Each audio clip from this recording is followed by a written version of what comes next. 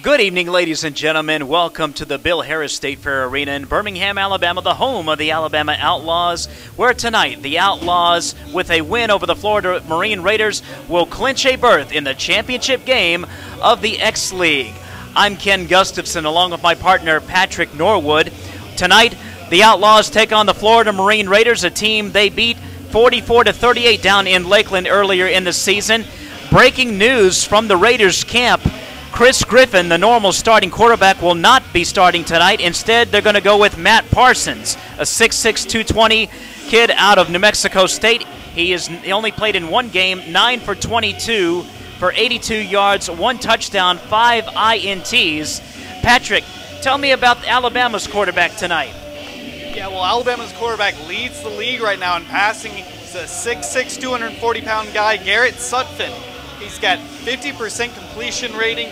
He's passed about 68 for 135 this year. He's got 18 touchdowns, 11 interceptions. He's a great quarterback, a gunslinger for sure. Like we said earlier, leads the league in passing.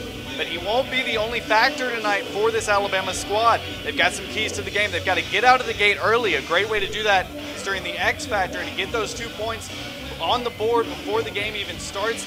And they are one win away from the championship game, as you mentioned. So that's another key to the game. They've got to stay focused, hold on, one more game and you're in. And that could be huge for this Alabama squad. On the other side of the ball, the Marine Raiders have got to get off the bus ready. This Alabama squad whooped up on them a little bit earlier in the year. It was a close game, but they got out to a slow start, and Alabama took advantage of that. And they've got to avoid pressure. This Alabama squad really likes putting pressure on the quarterback. And lastly, they've got to establish a run game, try and keep this thing tight with the Alabama passing attack, try and change the rhythm of the game a little bit and make it their own. Ken? Thank you, Patrick. Indeed, those are the keys to the game. Alabama's defense has played extremely well in the last few weeks, limiting the offenses of the teams that they've played. Should be a great game tonight, ladies and gentlemen. We're glad that you decided to join us. We're going to take a timeout and be back with you for the starting lineups. You are watching and listening to Alabama Outlaws X League Arena Football here on SouthlandSportsTV.com.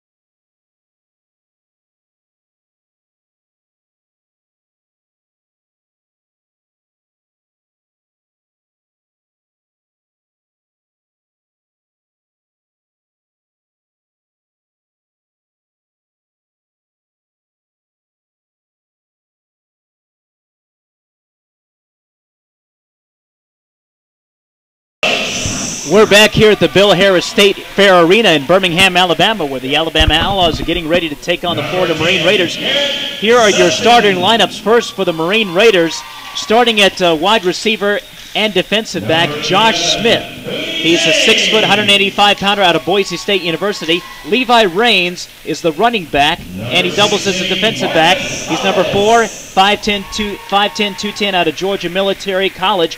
The big surprise is at quarterback, Matt Parsons, number 12. He's 6'6", 220 out of New Mexico State. He gets the start tonight over Chris Griffin, who is normally the starter. Also, Adrian Smith, a wideout and linebacker, 6'3", 220 out of Florida Agricultural and Mechanical University.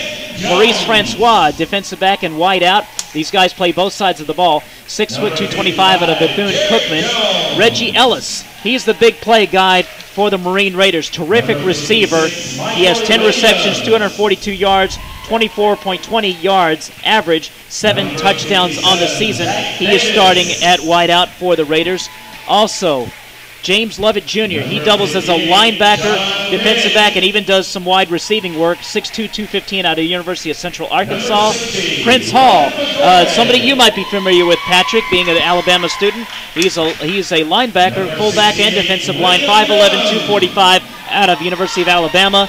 Raytron Lamar, number 23. He's a linebacker, 6'3", 225 out of North Iowa Area Community College.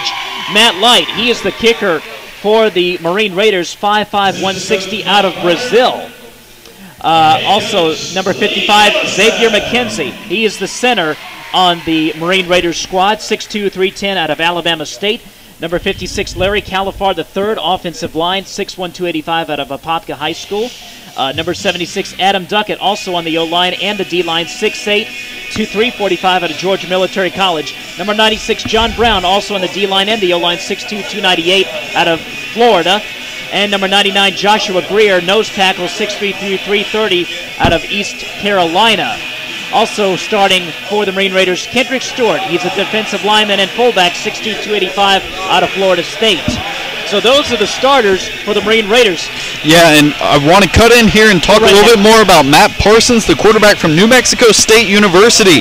He's only played in one game, Ken. A little surprising that he's getting the go-ahead over the starter Griffin. Normally, we don't really know any details on that up to this point, but we can tell you some statistics on Parsons. 41% completion percentage. He's 9 for 22 with 82 yards, 1 touchdown, Ken, 5 interceptions, which is easy to do in this league. It's also easy to throw touchdown passes, so that's a little bit of a lopsided number. And I have a feeling that those interceptions are going to mount tonight, because in the last few weeks, Alabama's defensive backs have played lights out, getting several interceptions. We're going to go to the starting lineups real quick for Alabama. Adam Flanagan at wideout out of Winston County High School. Chris Campbell, the kicker, out of Bob Jones High School, University of North Alabama. Ken Ingram Jr., defensive back out of Miles College. Marcellus Wilder leads the league in receiving out of Jackson State. He's number 5. Number 8, Tracy Brooks, defensive back out of Loxahatchee, Lochapoka High School. Garrett Sutphin, the quarterback for the Outlaws out of UNC Pembroke. Number 11, number 16, Marcus Hollis is starting for the Alabama Outlaws in place of Courtney Daly. Rob Taylor, the fullback out of Addison High School. Number 22, John Stellman at wideout, also starting out of Miles College. Arterius Jones, Childersburg High School. He's starting. Gerard Jones, linebacker. Tell you what, we'll go through the starting lineups. They're doing the X dash right now, and let's see. Both team, somebody from each team lying on their backs, waiting for the whistle to blow.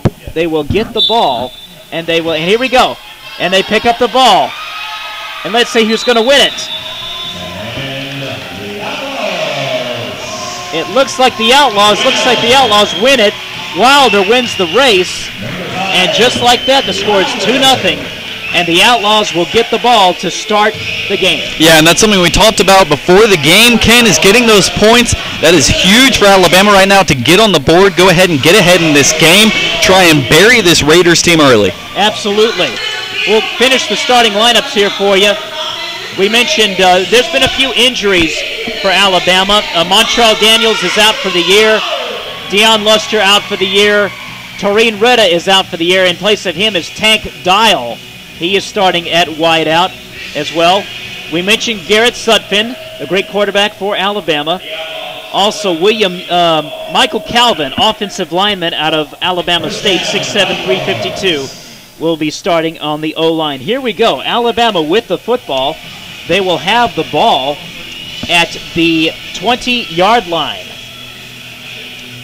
Alabama looking to clinch a championship game berth against the St. Louis Attack. The game would be at St. Louis. St. Louis, incidentally, is 6-0. While we have a little break here, want to remind folks out there to join Southland Sports TV for Georgia Lady Roadrunners basketball next Sunday, May 18th, as they take on the Nashville Shockwave in Women's Blue Chip Basketball League action. Tip-off is scheduled for 3 p.m. only on Southland Sports TV. You have any comments you'd like to make, Patrick? Just that it was huge for this Outlaw team to get those points because, like we said, they want to bury them early, and now they've got an opportunity to get even more points on the board. And I also wanted to mention that the key player for this Raiders team will be Xavier McKenzie, the center, because Alabama likes to put a lot of pressure on the opposing quarterback. Here we go. 1st and 10 from the 20. Sutphin in shotgun. Sutphin back to throw. He rolls to his right. He's going to run with it. He's going to throw. And it's intercepted. Pass is intercepted. And just like that, not a good start for Alabama as number 7 for the Marine Raiders intercepts the pass.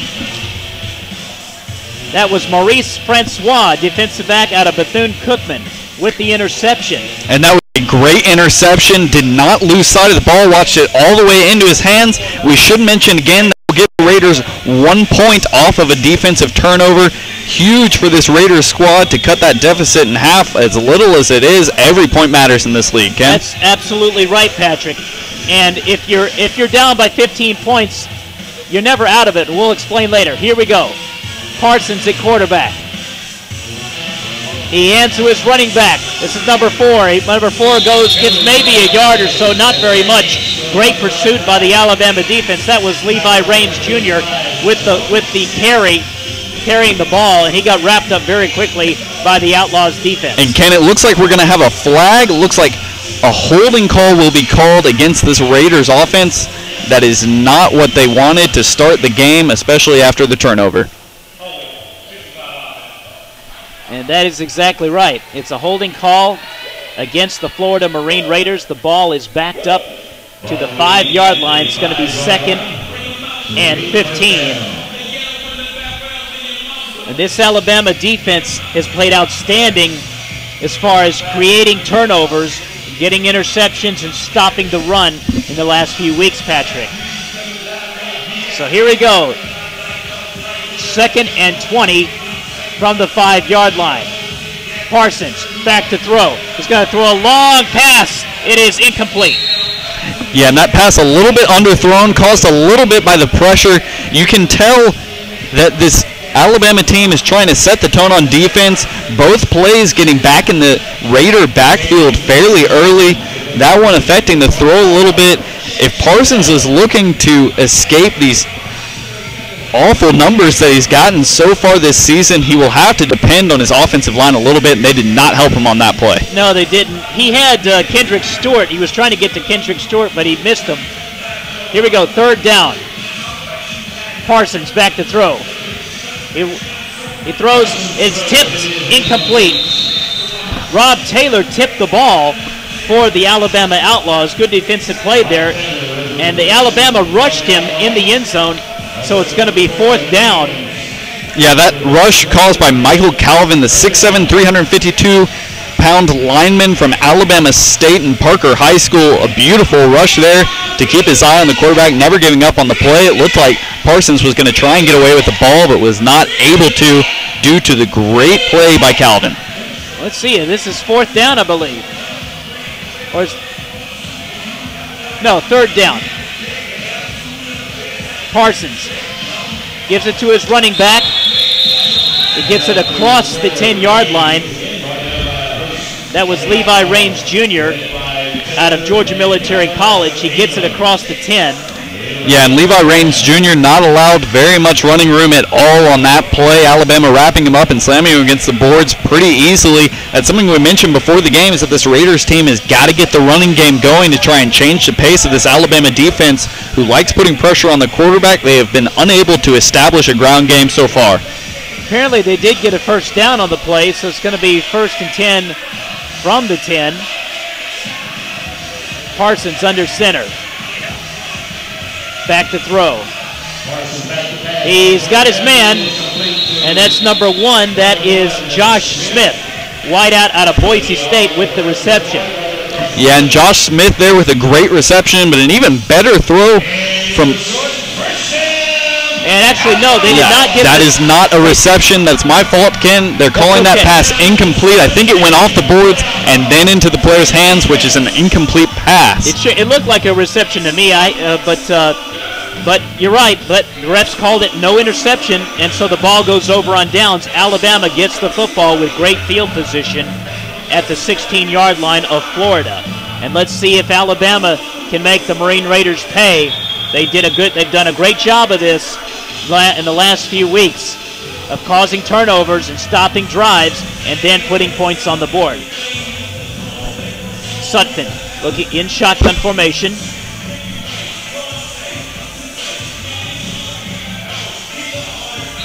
And we got a false start, it looks like.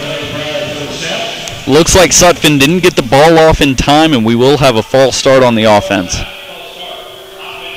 So that's a 5-yard penalty, and Alabama has played very well last few weeks, but they sometimes get into these ruts where they commit penalties and they commit stupid plays like unsportsmanlike conduct. We haven't seen any of that in this game yet. Yeah, and Ken, if you want to make it to the championship game, mental mistakes are not the way to do it. Alabama will have to escape those if they plan on making it to this championship game. You're absolutely right about that.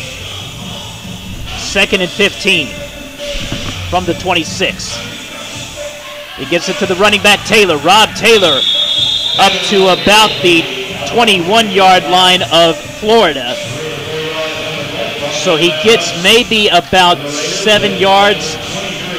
And a good run there by Taylor. Didn't look like much was there, but he was patient, waited for his hole to open up, and then exploded through that hole.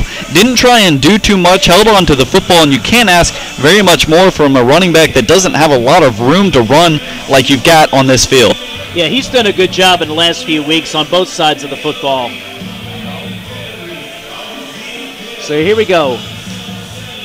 2nd down from about, let's call it the 19, just outside the 20. Sutphin in shotgun formation. He's going to call a timeout. Yeah, Sutphin did not like what he was seeing there. He's going to go and discuss with his coach right now on what's going on. Looked like he had a secondary coverage. We're going to keep it right here. And while we have a break here, I want to remind all of you out there to be sure to keep up with the latest news and notes from Southland Sports TV on their social media links.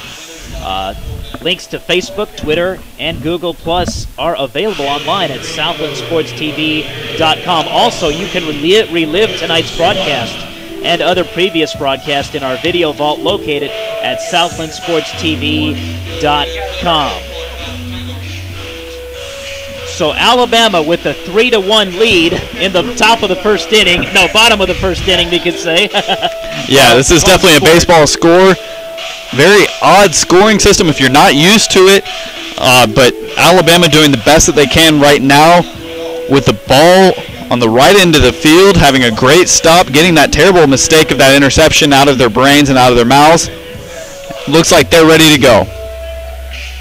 John Bennett starting at center for the Alabama Outlaws in place of Sean Johnson, who's out. Here we go. Sutphin gets the ball. And we got another stoppage play, another penalty. Another false start. Alabama's offensive line perhaps a bit too anxious. Let's see what the call is.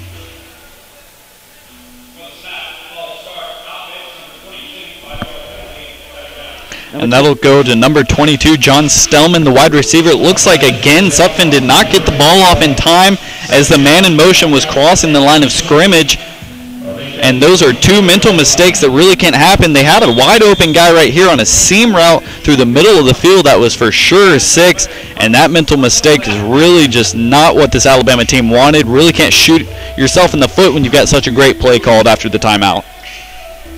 Here we go. 2nd down. Sutphin waiting the snap from his center. Here's the snap. Sutphin going to throw a long bomb into the end zone. Incomplete. Intended for Marcellus Wilder. Was incomplete. Yeah, and Marcellus Wilder, a guy that has 30 receptions and 443 yards. That's 14.77 yards per catch and 11 touchdowns on the season. He leads the league in receptions right now, but he's not going to catch it when you throw the ball into double coverage like that. Not a smart pass by Sutphin, but the leading passer in the league, the gunslinger, you can expect he'll make some adjustments and try and get it off on a better pass in this next play. James Lovett Jr. on the coverage for Florida. So it's going to be 3rd down. Alabama bogging down here with penalties. Sutphin back to throw. He's going to throw over the middle. It's incomplete. And number 22 for Florida, that was, oh goodness. I've got 20, it says 22 on his jersey. Number 22 for Florida. All thought he had an interception there. Yeah, it looks like he was a little frustrated with himself, didn't wait on the ball. Looked like Sutphin was trying to hook up with Marcellus Wilder and just threw it a little bit behind him. The timing's been off for this Alabama squad. 2 false start penalties, both caused by the man in motion. Both times Wilder and Sutphin not on the same page so far in this first quarter. Hopefully for this Outlawz squad. Actually, that was number 23, Raytron Lamar, with a near interception. Here we go. It's going to be 3rd down. Sutphin back to throw. Sutphin going to roll to his left. Sutphin long throw in and out of the end zone. Incomplete. Yeah, Sutphin didn't want to throw a pick there, just trying to get the ball elevated a little bit, get it to the back of the end zone. Great coverage there by this Raiders squad, who has really shut down an Outlawz offense that's usually coming out firing. Not the case today, as now they are about to turn the ball over to the Raiders for another offensive possession. Hopefully for the Raiders, they can capitalize on their second opportunity of this game. And the Raiders get a point for that stoppage of play, for stopping Alabama on 3rd down. And the Raiders get the football at their own 22-yard line, trying to take advantage of their good fortune. So here we go. Matt Parsons, the quarterback. Back to throw. He's going to throw it, and it's intercepted. Yes, it's intercepted. Pass is intercepted by the Outlawz. Intercepted. A great pick there. And now we got a little fisticuffs here. Looks like we got a little bit of a tussle at midfield. That is a flag. And this is what I was talking about earlier. You got to keep your poise. Alabama has a habit of getting into some fisticuffs and getting penalties on themselves like this here. Yeah, and I got my producer over here telling me that we should mention players are not down by contact, or not down until touched in this league, so he's able to get up, scramble, to have the presence of mind to not only make that athletic interception, watch it all the way into your hands, bobble it a couple times, catch it, get back up, and run a good 10, 15 yards. Ken, very, very impressive from this Outlawz defense. And now we've got a couple of flags. Looks like these may be offsetting penalties as we had tussles from both sides, but we'll see what the referee calls. It looked like Marcellus Wilder intercepted the pass, from what I could tell. Let's see what we have here.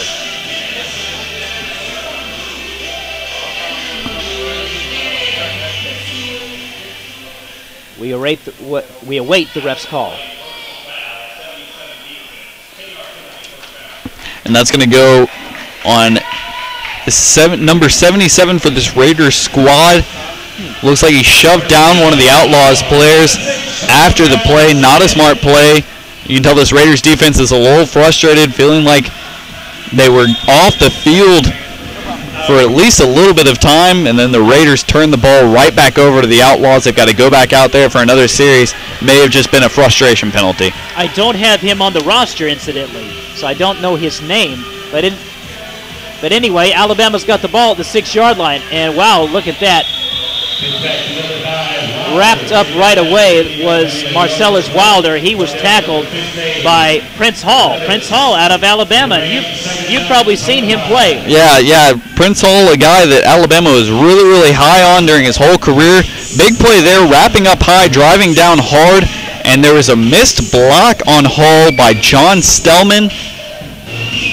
It was a very rare play by this Outlaws squad, who we've mentioned time and time again like to pass the ball. Kind of a weird shovel pass, and Stellman missing his block, and Hall getting in there for the huge hit, as Alabama will try and regroup for this play. Here we go, second down from the 5. Sutphin, shotgun, back to throw, Sutphin. He's pressured, he throws it out of the end zone. That was some good pressure there by Florida's defense. Yeah, and while that may not look like a great play on paper, in person, that's a wonderful play just to get the ball elevated. If your player's not going to get it, make sure no one can get it. That's exactly what Sutphin did. Elected to just kind of throw it out of the back of the end zone, maybe even up a little bit of a miracle there to see if his guy can come down with it. He couldn't, but there's no interception, no harm done. Time to get back and draw up another play. Absolutely. Very, very good point there, Patrick. Incidentally, Alabama got a point for stopping Florida. It's now 4-2.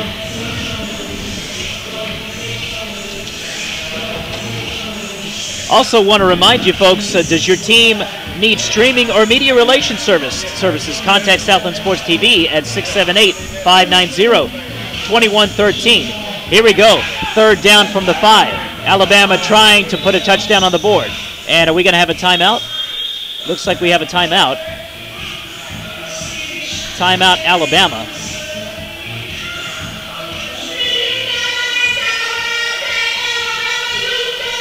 And we do have a timeout. So timeout on the field.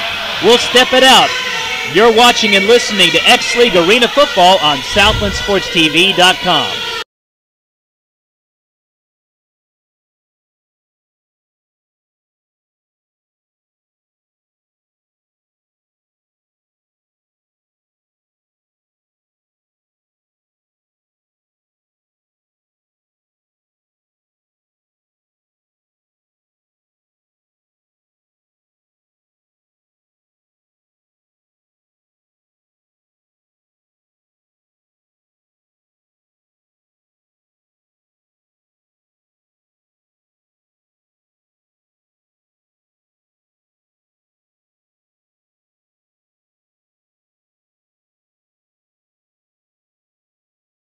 Third down from the 5-yard line. Alabama trying to score. Alabama trying to take the lead. They're trying to win to get themselves a berth in the championship game. Oops, a fumbled snap, and we got to scramble for it on the ground. And I can't for the life of me tell who has it. But let's see.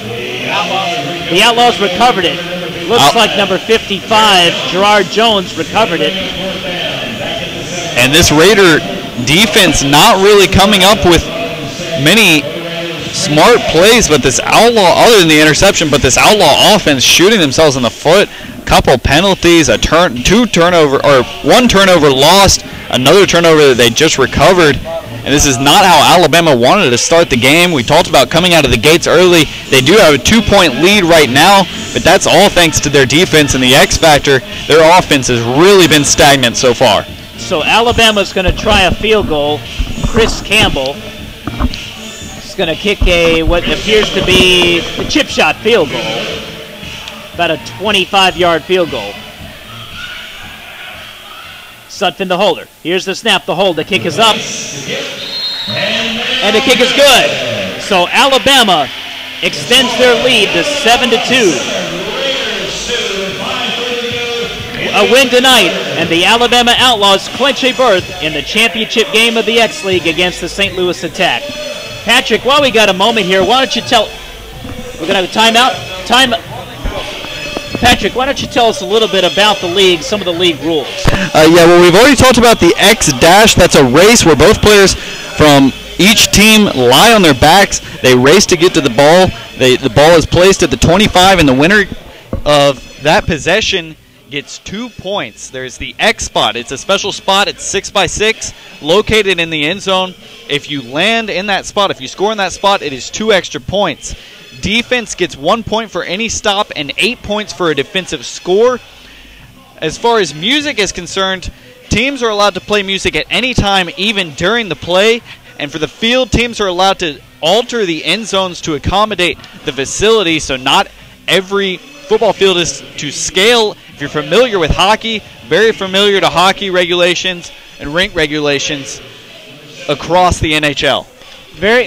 Lot of different things in this league than other football leagues, but it's part of getting the entertainment value. It's part of getting people entertained and getting them interested, and we can talk about the X-Ball later on in the broadcast as Chris Campbell is about to kick it off. Here's his kick. High and in the air, it's picked up and run out to the 5, the 10, 15, across the 20 to down along the boards, and he is stopped at almost the 25-yard line. That was number 7, Maurice Francois, 6 foot 225 kick returner out of Bethune-Cookman University. So good return for the Florida Marine Raiders. Yeah, great return there. Great downfield vision. He gets the ball in the back of the end zone, but that doesn't slow him down at all. As he speeds up the sideline and gets his team some much-needed yardage as they're looking to get some points on the board on offense. The Florida Marine Raiders come into this game at 3-3 in the league, 1-2 at home, 2-1 on the road. They actually started out 3-0, if I'm correct, in the league. They were in first place, tied with St. Louis, but have dropped a couple of games since then. Yeah, and Ken, while we've got a second, I want to go back and talk a little bit about the X bonus. The points are doubled in the last minute of the game. There's a special red ball. You mentioned it, the X ball that is used.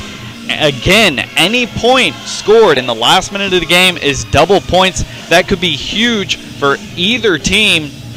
Right now, it would probably be bigger for the Raiders team considering the fact they're on the road. They'll definitely want to capitalize on that opportunity as they try and establish their run game, something we talked a little bit earlier about, Ken, but you mentioned earlier that Alabama's really been shutting down on the run. Do you want to go into that some? Yes, they have. The defensive line for Alabama has done a terrific job shutting down the run of their opponents and also creating turnovers, getting interceptions from their opponents as well in the last few weeks. So this Alabama defense has really been carrying them, along with the play of Garrett Sutphin and Marcellus Wilder. In spite of Sutphin's 11 interceptions, he has thrown, 12 interceptions now. He has thrown 18 touchdowns. And his favorite receiver, Marcellus Wilder, who leads the league in receptions, has done a tremendous job in scoring touchdowns and providing a target for Sutphin to go to. So here we go, 1st and 10 for the Florida Marine Raiders from their own 24-yard line. Matt Parsons still in at quarterback. Don't know exactly why Chris Griffin is not starting. Here we go, Parsons back to throw. He throws it, it's intercepted! Intercepted by number 11 of the Outlaws. That was Byron James, defensive back out of Jacksonville State. And Byron James there with a huge play, reading the quarterback's eyes, coming over just in the nick of time to pick off that pass. What a play as Alabama gets yet another defensive point on the board. Ken, huge for this Alabama squad, as we talked about before the game and during the game a little bit. Really just a gunslinging offense that likes to put up a lot of points on the board, but this defense coming up huge so far tonight. Alabama can't depend on the defense forever, but right now it's doing the job, Ken. Absolutely. Their defense is putting their offense in positions to put points up on the board. And once again, great play there by Byron James at the goal line to give Alabama the football. And they have the ball at their own 5-yard line. And in recent weeks, that has not been a problem from Alabama. They have been able to march it right down the field to the other end zone. It is 8-2. Alabama in the lead. They get another point from that interception. And Alabama is in good shape early to try and get this win to get themselves in the X-League championship game, otherwise known as the X Bowl. And that would be against the St. Louis Attack, who have already clinched a spot in that game. 1st and 10 from the 3-yard line. Sutphin in his end zone in shotgun. Sutphin back to throw. He dumps it over the middle. It's complete to number 20. That is Rob Taylor. He is across the 15 down to about the 17-yard line. Sutphin was pressured in the back of the end zone there, but able to get it to his fullback Taylor and get some good yardage out of the play. Yeah, great play there to just kind of look on the other side of the field and then come back over and throw a screen pass. Definitely caught the Raiders off guard as they'll get a first down, and a great run by Rob Taylor there after the catch. Beautiful play for this Outlaw squad. Ball is placed at the 17-yard line. 1st and 10 from the 17 of Alabama. Gerard Jones is the lead blocker. Sutphin towards the sidelines. And he has number 22. Looks like John Stellman, Stellman with the reception. Who missed a block a little bit earlier, let Alabama alumni Prince Hall through for a big hit down near the during the Raiders' 5-yard line. But making up for it there with a good catch, putting the ball in his hands, securing it tightly, and getting his head down to get his team some more yards. And you see head coach Michael Fink of the Florida Marine Raiders out in the middle of the field giving instructions to his defense. Ball is at the 26-yard line. The 24-yard line of Florida. Gerard Jones to the right of Sutphin. Sutphin back to throw. He throws over the middle. It's complete to number 22, Stellman. And Stellman is across the 15-yard line down to the 14 of Florida. And Alabama is in business once again. And this Raiders defense really focusing on the leading receiver for this Outlaw squad, Marcellus Wilder. But back-to-back catches have gone to John Stellman, the 6'2", 225 wide receiver out of Curry High School and Miles College, with a couple of really good catches. And not only good catches, but to have the presence of mind to turn his head upfield and get a couple more yards. Every yard counts in this league since the field is so small, as Stellman will now come in motion to the far side of the field from our broadcasting booth for this next play. Ball at the 14-yard line. Sutphin gets the pass, dumps it over to the left. It is complete. Let's see who. Yes, number 1. That is Tank Dial with the reception. Tank Dial is in the ball game for the injured Taron Retta normally wears number 1. Retta is out for the season, so Tank Dial in his place gets the reception. So the ball is going to be placed at the 10-yard line.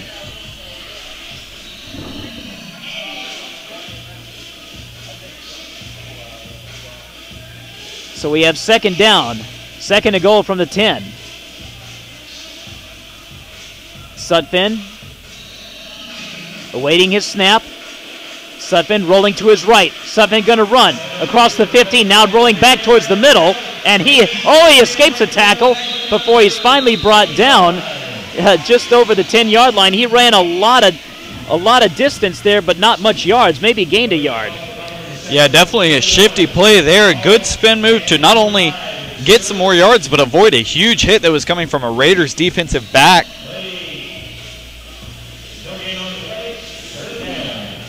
Yep, the Raiders did a good job of snuffing out that play. Kendrick Stewart was in on the tackle there, defensive lineman out of Florida State. So ball at the 9-yard line, 3rd and goal. Alabama with a golden opportunity to put more points on the board here. Sutphin in shotgun here. Tracy Brooks slightly to his left. Sutphin throws to the right. It's caught by Wilder. Wilder trying to escape, but he cannot get too far as 3 Marine Raiders tackle him for not much of a gain. Maybe, well, he gets, I'd say about maybe a 3-yard gain. He's I'd say brought down around the 6-yard line. 4th and 3, and it looks like that's the end of the first quarter. Running clock here in the X League. Clock does not stop unless there's an injury. So we're going to step it out here. It's 8-2 in favor of Alabama at the end of the first quarter. We'll be right back. You're watching X League Arena Football on SouthlandSportsTV.com.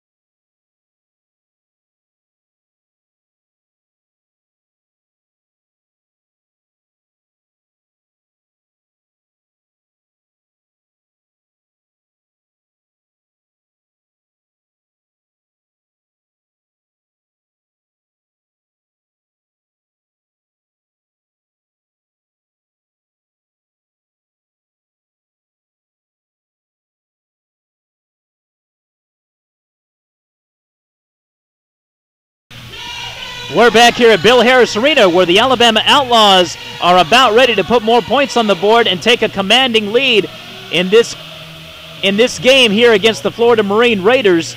The Outlaws, all they have to do is win tonight, and they are in the championship game against the St. Louis Attack, who have already clinched a spot, being 6-0. 4th and 3 here, and we'll see if Sutphin looks for his favorite target in Wilder. Sutphin in shotgun, looks to his left. Tank dial in motion. Sutphin back to pass. Sutphin backing up, and he's under pressure. He's just going to dump it to nobody in particular, and the ball is picked up, and it's going to be run all the way to the end. Well, no, they're going to stop the play. Number 5 for the Raiders, that's Kendrick Stewart. He picked up the ball. Sutphin just threw it away to nobody in particular. I'm not sure what he was trying to do. I think the ball might have slipped out of his hand on his follow-through there, but that is a costly, costly mistake for this Alabama squad, who is 4th and 3. Could have kicked the field goal and gotten 3 more points, but elected to try and go for it. Maybe get a touchdown up on the board. Unable to do so. And that is very costly. You can tell that Sutphin is not pleased with that play there. He was pressured in the backfield, and he was trying to get away, and I think you're right. I think the ball slipped out of his hands. He was trying to throw it, but he just slipped out of his hands and bounced on the field, and Kendrick Stewart picked it up, was going to run it all the way to the end zone. Now we've got a conference of sorts with the officials. They're going to discuss something. They were trying to decide whether it was a fumble or an incomplete pass, and they decided it is a fumble and a first down. And that'll bring our score to 8-3 as we've got 14:45 left to play in this second quarter. 8-3. The team that gets a defensive stop, recovers a fumble, or intercepts a pass gets a point. Here we go. 1st and 10 from the 12 for Florida. Parsons is going to hand it off to his running back. That's number 4. Levi Raines, and Raines gets it. Oh, we got a penalty. Got another little tussle over here on the far boards. Oh, another one. And Alabama Michael Calvin trying to get his teammate away from the fracas there. And it looks like head coach of this Raiders team, Michael Mink, is going to tell his players to stay back behind the boards. Does not want any more players involved in this than needs to be. This is just part of football, I understand, but you really don't want these penalties piling up, Ken. This is not smart for either team. But yeah, Byron James was in the fracas there, and Michael Calvin pulled him away from it, fortunately for him. And now another penalty. So we have 2 penalties, and obviously, actually, do I see a third flag? No. 2 penalties. Unsportsmanlike conduct, definitely. I would think offsetting penalties, but we thought that last time. Instead, the penalty last time went against Florida. And it looked like a Raiders player was almost sort of getting trapped down there by a surrounding of green jerseys for the Outlaws.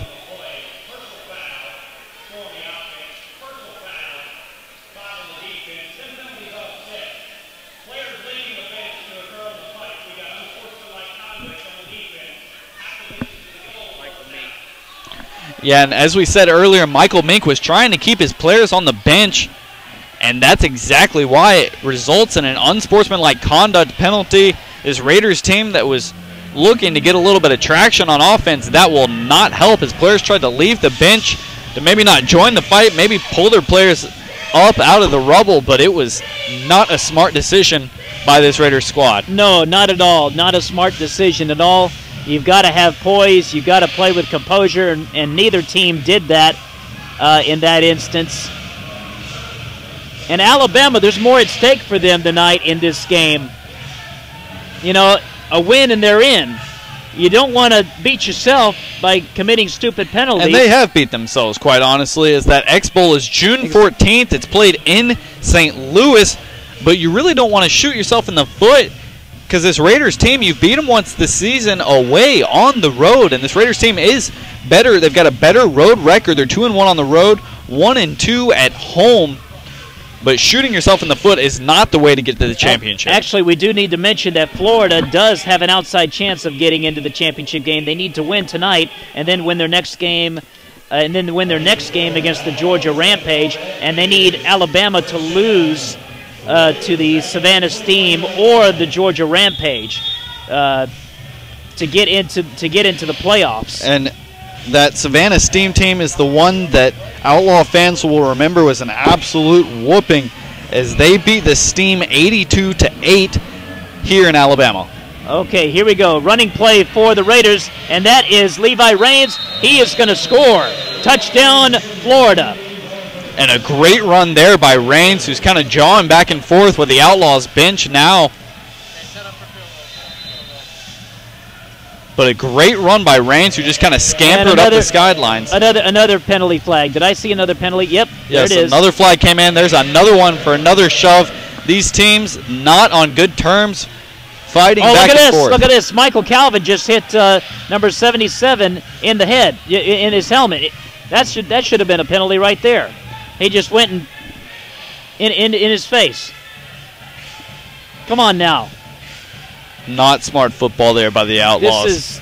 This is something that silly. neither coach should either want to see. Now Alabama has had recurring problems of this, and Florida has taken the lead 10-8.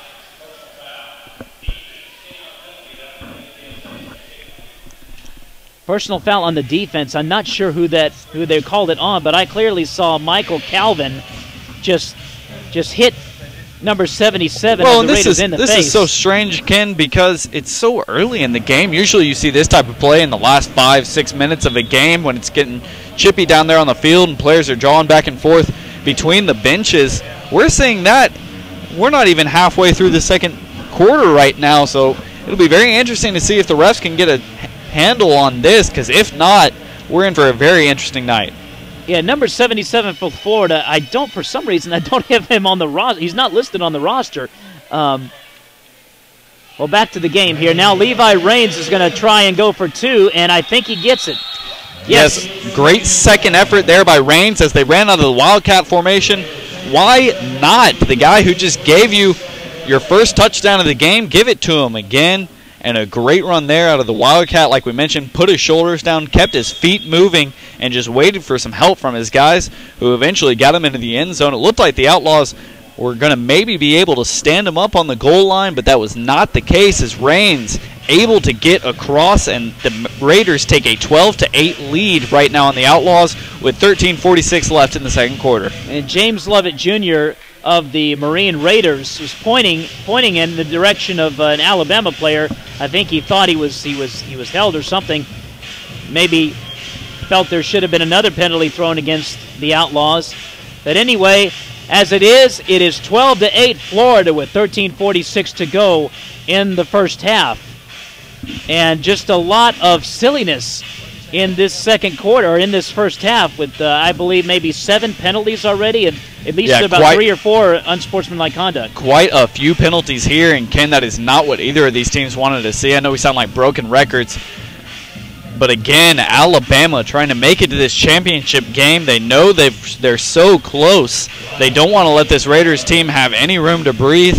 They wanted to bury them early, did have a lead for the majority of the game, but just gave that up. All because of their mental mistakes. That's something they can't have going on throughout this game. They can clinch a berth in the championship game with a win tonight. They will hold a tiebreaker against the Raiders with the win. And they have 2 league games left, does Alabama, against the Savannah Steam and the Georgia Rampage. Savannah Steam, they clobbered 82-8 a month ago. Here we go. Kickoff to Alabama. And that is Tracy Brooks with the ball. Tracy Brooks across the 25-yard line into Florida territory. Nice return by Brooks. And Tracy Brooks absolutely leveling the defender for the Raiders there and scampering up the sideline. Only 6 foot, 185 pounds, but an absolute blast into this Raiders team as he gets right across the field. Great explosiveness by Tracy Brooks. Brooks is a defensive back out of Lochapoka, Alabama, Lochapoka High School. Most of the players for the Alabama Outlaws are from this area, from the Birmingham area or nearby. Just as you would have now the Florida Marine Raiders. Most of their players are local, but we do have some kids from, of course, Parsons, the quarterback out of New Mexico State. Prince Hall's from Alabama. Donald Vanell Jr. is out of Iowa Central College. So they've got players. I'm seeing another one from Central Arkansas, James Lovett Jr. He's kind of an all-around guy, plays receiver, linebacker, and defensive back. So really just a mixing pot for this Raider squad. Absolutely. Xavier McKenzie out of Alabama State. So they getting them all over. Here we go. Alabama with the football. And, good defensive play there by number 23 of Florida.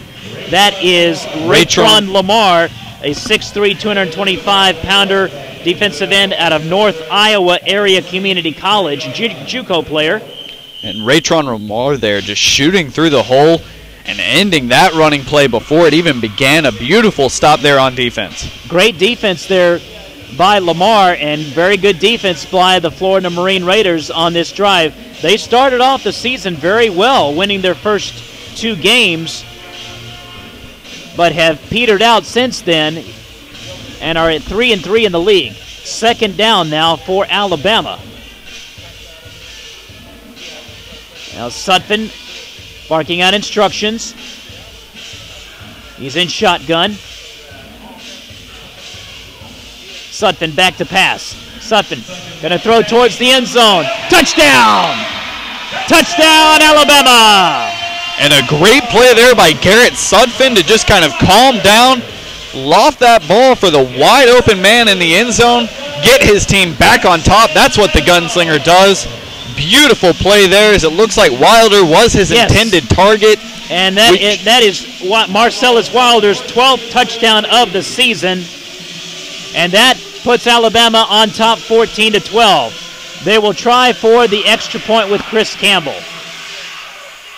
Now, Chris Campbell did struggle a couple of weeks ago, missed a few extra points, so it's not a given.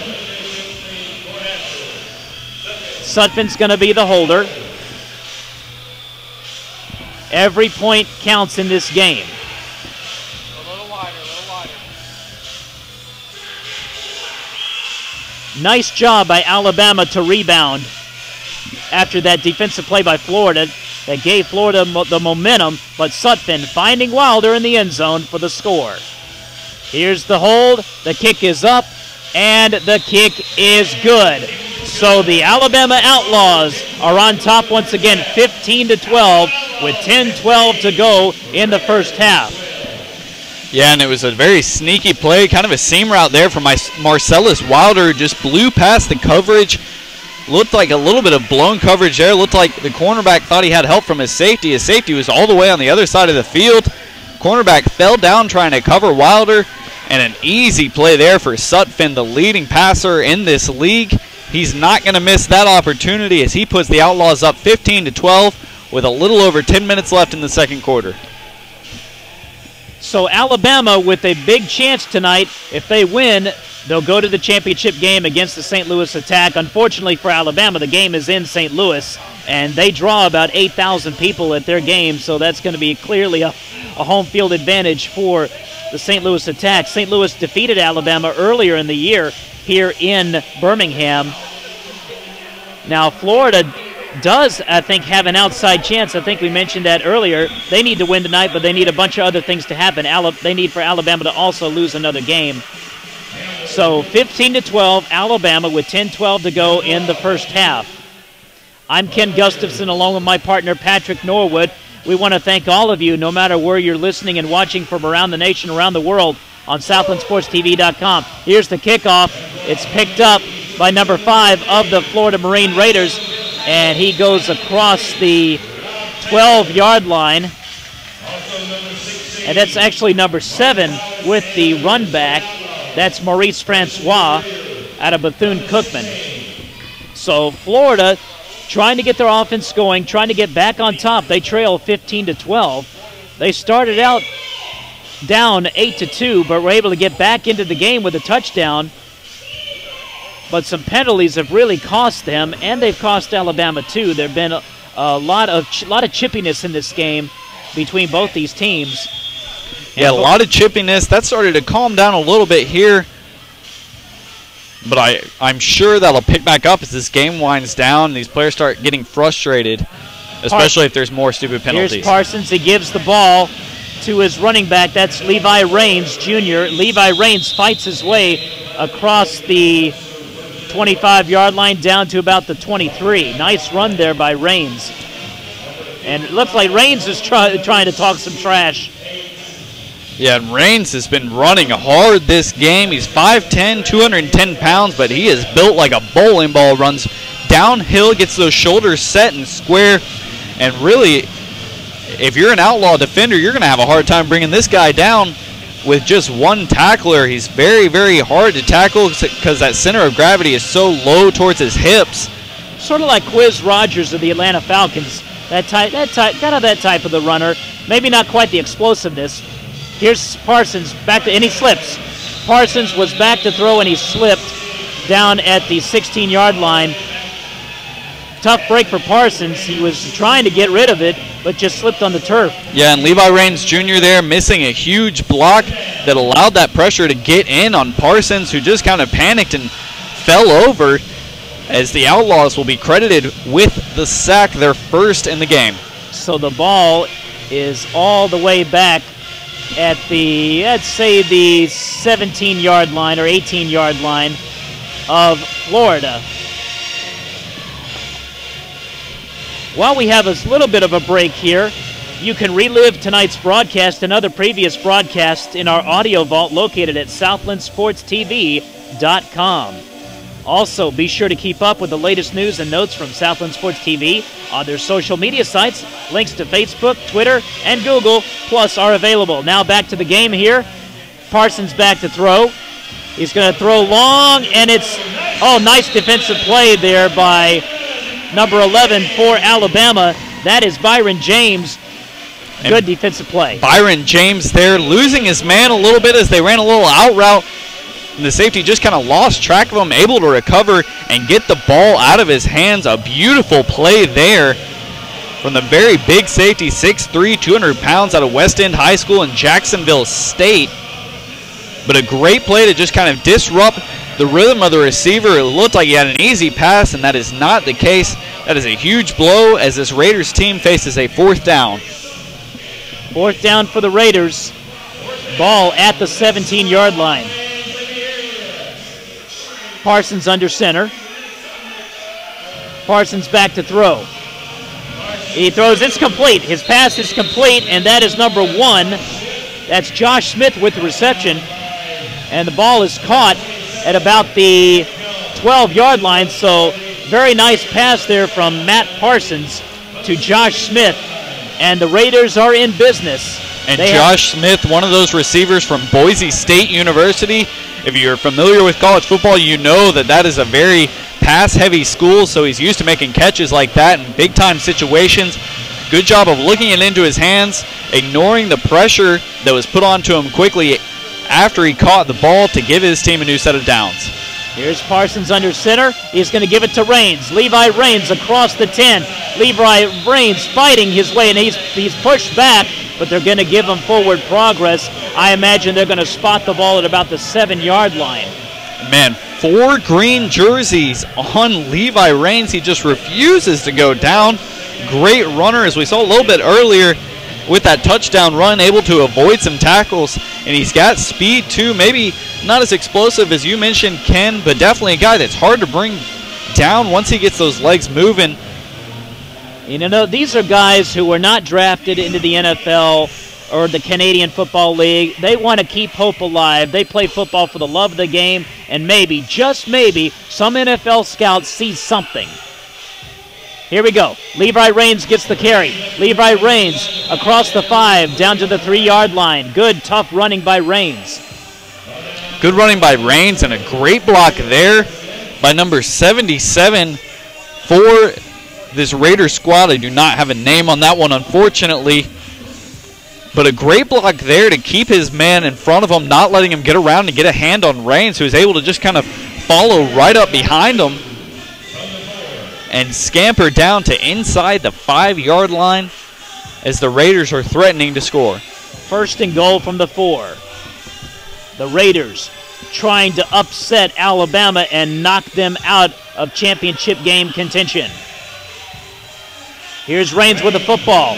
Raines gets across the 5. He's at about the 3, fighting his way, and he is met by a host of Alabama Outlaws. Tracy Brooks there on the stop, also number 56 for Alabama. That is Mitchell Williams. He was on the stop. Mitchell Williams from out of Hoover High School here in Birmingham. He's probably got family in the stands. So the ball's going to be placed at about the, I want to say the 3-yard line. And we do have a timeout. We're going to keep it right here, though. And excuse me, we do have a break. We're going to step it out. You're watching and listening to X-League Arena Football on SouthlandSportsTV.com.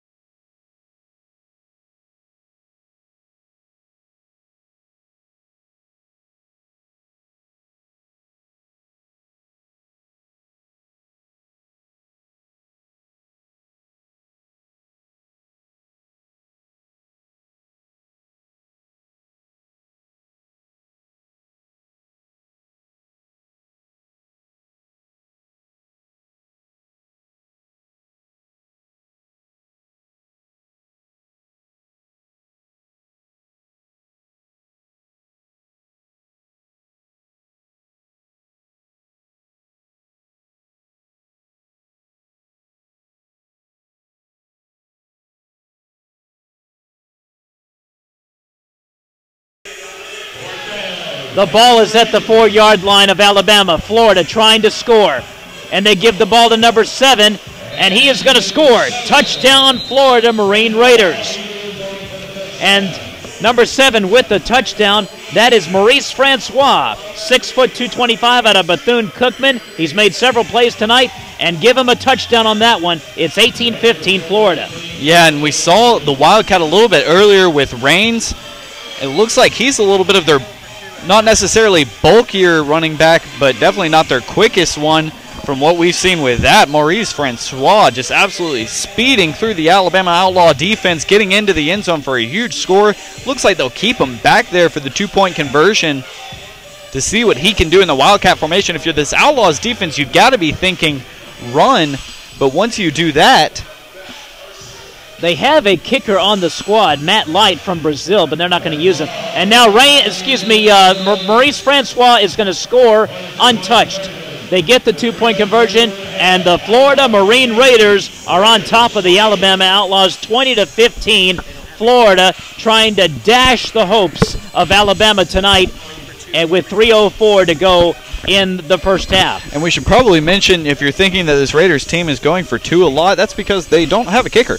So it's kind of hard to kick the ball if you don't have one. A guy that can do it, but it's been no problem for them here getting both of their 2-point conversions. Should mention both on the Wildcat, Ken. Very interesting considering the fact there's not a lot of plays you can really run, especially with the limit of space you've got on the field. Not proving to be an issue for this Raiders squad. Able to put up a lot of points on the board so far with that Wildcat formation. I am kind of surprised that they're able to run so much against this Alabama defense, and it's tough to run in this type of football anyway. Let alone against a good defense like Alabama. But as you mentioned, Florida's been able to run the ball right down the throats of the Outlaws. They do have a kicker on the roster, Matt Light. He's immigrant from Brazil, but I don't know if he's injured or whatever. They've elected not to use a kicker. But anyway, it is 20-15 Florida. And here's the kickoff. It's a bouncer. It's picked up by Rob Taylor, the fullback. Taylor across the 25. Taylor keeps going now across the 20 to 15. Taylor taking people with him all the way down to the 6-yard line. Rob Taylor, what a run back. And how you like that. Rob Taylor putting a charge into this crowd, and why not? What a run, barreling over what looked like the entire Raiders defense, just bellowing through that line absorbing contact. Taylor, the fullback for this Outlaw squad, doesn't really usually see a lot of handoffs, but on the kick return there with a huge play. Taylor out of Addison High School in Addison, Alabama. And some of these guys did not go to college, but just want to play for the love of the game. And now the ball is at the, I want to say the 7-yard line. First and goal from the 7 for Alabama. And just as Florida had taken the lead, got the momentum, that kickoff right there swings the momentum back in favor of the Outlaws, and they are poised to retake the lead.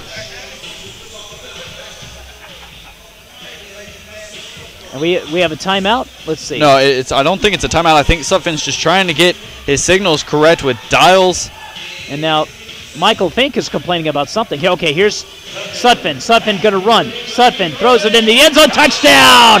Tank Dial with the touchdown reception. And Tank Dial with a beautiful play there to go through the back of the end zone.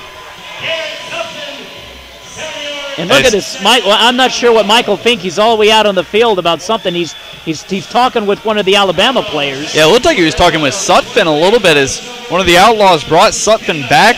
But Sutphin, a great play there to throw across his body, across the field to find the open man. Put it right on the number. And that's an easy touchdown as the Outlaws are up 21-20. Michael Fink not pleased with that play there, not pleased with his defense, and probably not pleased with something else as he was talking with some of the Alabama players.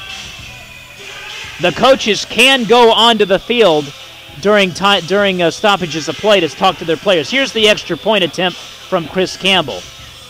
Here's the hold. The kick is up. And the kick is good. So the Alabama Outlaws are back on top, 22-20 with a minute to go in the first half. We're going to take a timeout, and we'll be right back. You're listening and watching to X-League Arena Football on SouthlandSportsTV.com.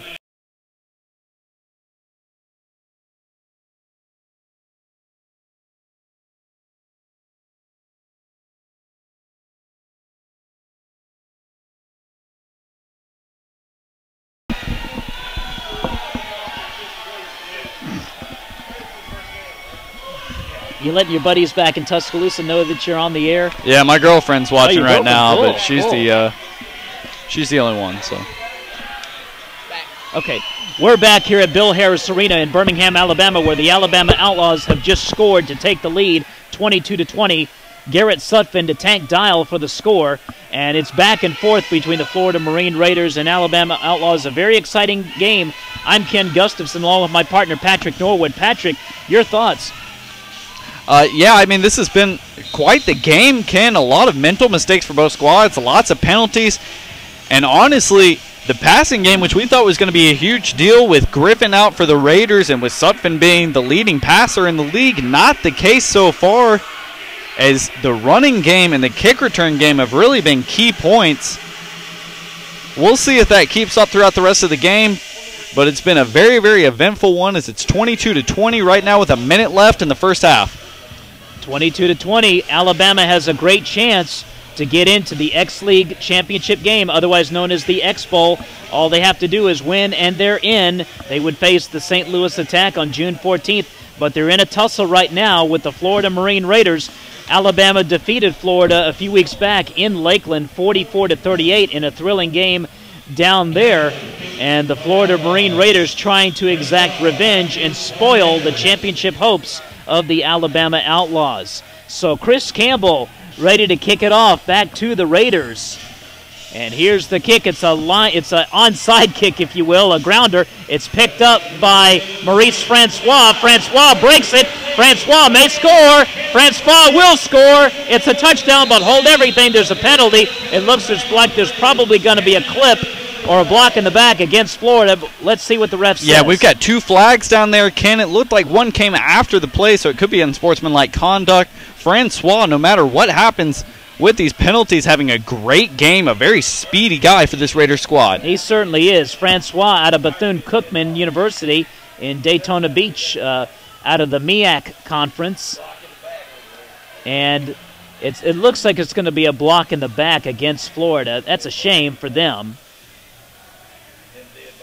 It's a couple of flags. Do I see it? Yeah, no, just one flag. There are two flags, actually, Ken. There's one kind of far. It's hard to see because it's far from our broadcasting booth. It's on the other side of the field lane down there on the hash mark, but it came after the play.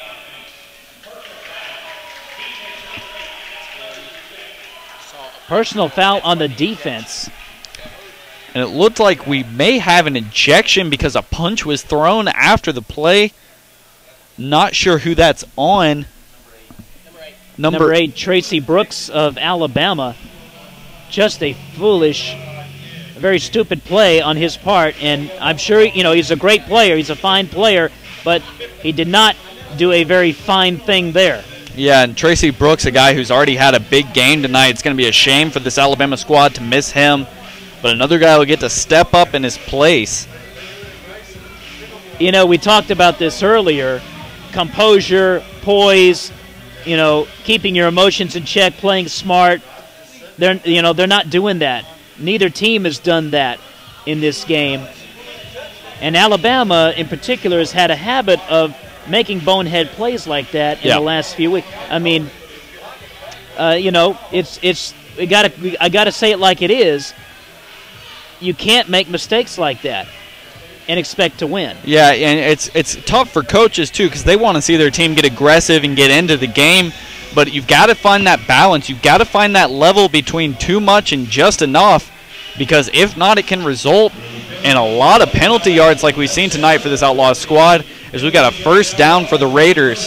So there is no touchdown.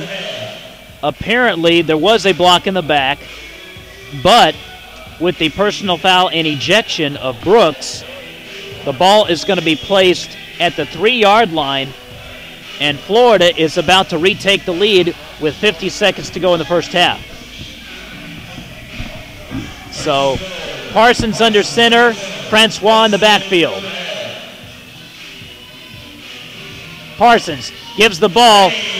No, he gives the ball to Levi Raines, and Raines is pushed back, and a nice defensive stand there by Alabama. Great play there. That's number, 27, Arterius Jones. Arterius Jones with a great play in pushing back Raines. Yeah, and a couple great plays there for this Alabama defense, kind of pushing Raines back, who was just trying to find some room and get some running room, but he was unable to do so.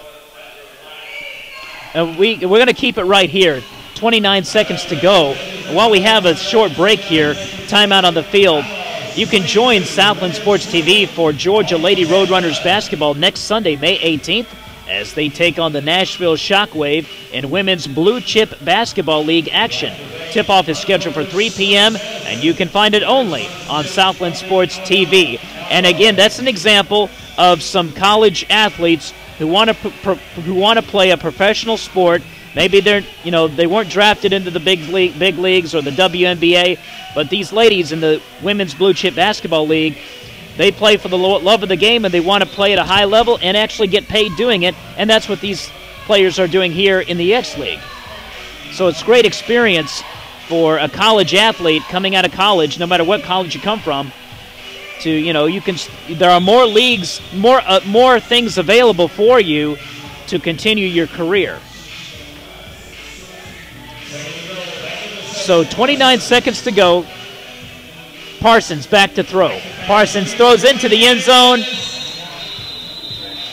It is, I couldn't tell for a minute, incomplete, I believe. It is a touchdown. They're calling it a touchdown. Excuse me, touchdown Florida. Looked like Josh Smith with the reception on that one. Ball kind of thrown deep in the end zone, knocked up against the wall, but a great play there for the Boise State University alumni to catch the pass, take the hit, take the slam into the wall. And where our broadcasting, I was blocked from the side here. I couldn't exactly see who caught the touchdown pass, but great catch by Josh Smith out of Boise State. It looks like we're going to see the Wildcat again. Yep. This time Levi Raines Jr. taking the snap. And looks like a false start. Somebody moved on the line. Florida pointing at Alabama. And that'll come against number 55, Gerard Jones the linebacker from Irwin High School for this Outlaws squad. Another penalty against Alabama. Alabama just not playing smart football of late, with penalties and personal fouls. So here we go, another Wildcat, and here's Raines. Raines is going to score. He's going to get the 2-point conversion, I mean. So the Florida Marine Raiders have taken the lead. It's 28-22 with 24 seconds to go. And you can count on the fact that that drive was kept alive by the personal foul penalty on Tracy Brooks of Alabama. Yeah, not a smart penalty there, and we've got Levi Raines running over Michael Williams, the alumni from Hoover High School, right down the road here in Birmingham for that 2-point conversion, getting the ball across the line for a crucial 2 points. We mentioned this Raider squad chooses to play without a kicker tonight, so that every touchdown you can expect a 2-point conversion coming afterward, as they're up 28-22 with 24 seconds left in the first half. So there is still time for Alabama to get a touchdown with just 24 seconds left. We've seen how explosive they can be, and with only 50 yards to work with, you can score a touchdown extremely quickly. 24 seconds to go in the first half, and Florida going to kick it off. It's a short grounder, and it's picked up by number 27, Arterius Jones of the Outlaws. He takes it across the 25-yard line to the 23, and Alabama's going to have 20 seconds to try and score and retake the lead. We want to thank all of you, no matter where you are, watching around the nation, around the world. Perhaps you're in the military.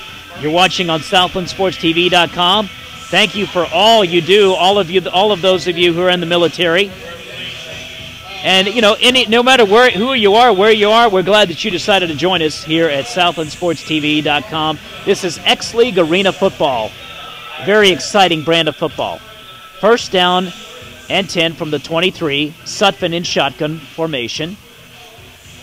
He gets the snap, low snap. Sutphin going to throw. Sutphin, his throw is incomplete, knocked away by defensive back of Florida.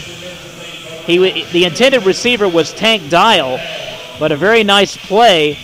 I believe that was Josh Smith.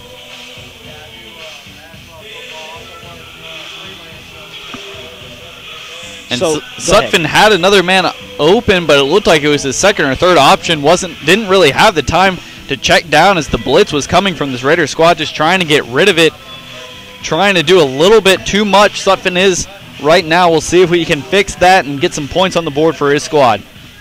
Second down from the 23, 15 seconds to go. Sutphin awaits the snap.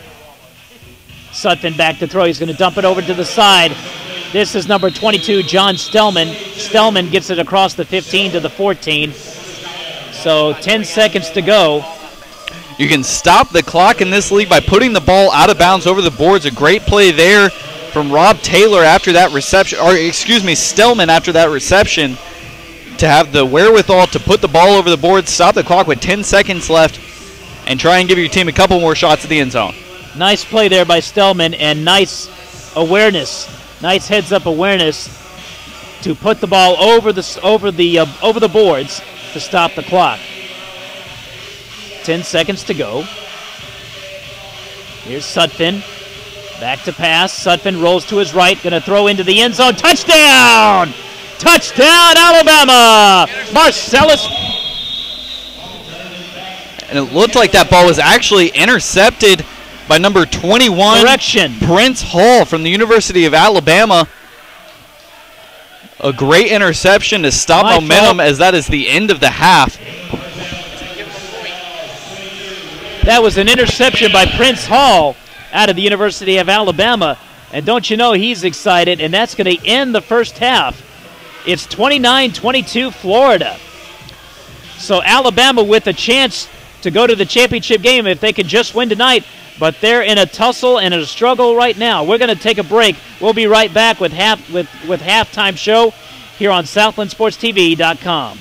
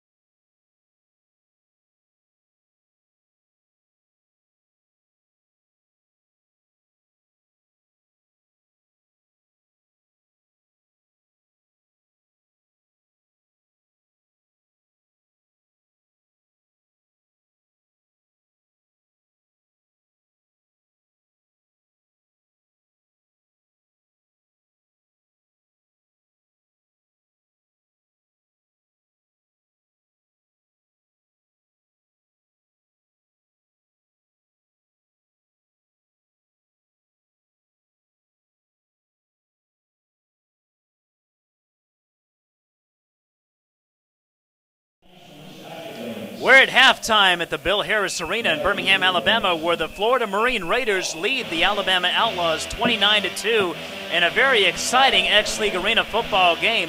I'm Ken Gustafson along with my partner Patrick Norwood. Patrick, a very exciting game. Your thoughts? Yeah, it's been a really exciting game. A lot of miscues for both squads, though. A lot of mental mistakes and a lot of tussles down there on the field. But let's get to the form of the game. What we thought was going to happen didn't really happen. It wasn't really a performance for the passers. It was really all about the running game. Levi Raines for this Raiders team going absolutely crazy in this first half, running all over and through this Alabama defense on the other side of the ball. The Alabama quarterback finally trying to settle down, making a nice throw across his body for the score. As we've seen a lot of scoring in this first half, I don't see that slowing down as it's 29-22 for this Raiders squad right now. The Alabama defense has to step up, get it stopped somehow. We've seen this Wildcat offense from this Raiders squad, especially when they get down to the two-point conversion. We've mentioned they choose not to play a kicker, so every time they score, they'll go for a two-point conversion. It's worked very well for them so far. Maurice Francois of the Florida Marine Raiders having a terrific game. He scored a couple of touchdowns. He's made some defensive plays, and as you mentioned, Levi Raines Jr. running the ball really, really hard for the Florida Marine Raiders, running it down the throats of the Outlaws. And and as we mentioned earlier, chippiness, silliness, foolish plays, bonehead plays on the part of both teams, and particularly Alabama, resulting in the ejection of Tracy Brooks as a result of him throwing a punch. They got to be smarter. Yeah, they've got to be smarter. And Tracy Brooks, a guy that really had a good game up until this point. Ken had an interception, had a really good run back on that interception as well, but not something that Alabama wanted to see from this squad. As we mentioned, win and you're in. They win this game, they're in the championship. And even if you get into these championship after this game, you can't have the mental mistakes that they've been having so far. Absolutely. You're absolutely right about that. They just cannot afford the mental mistakes that they committed in the first half.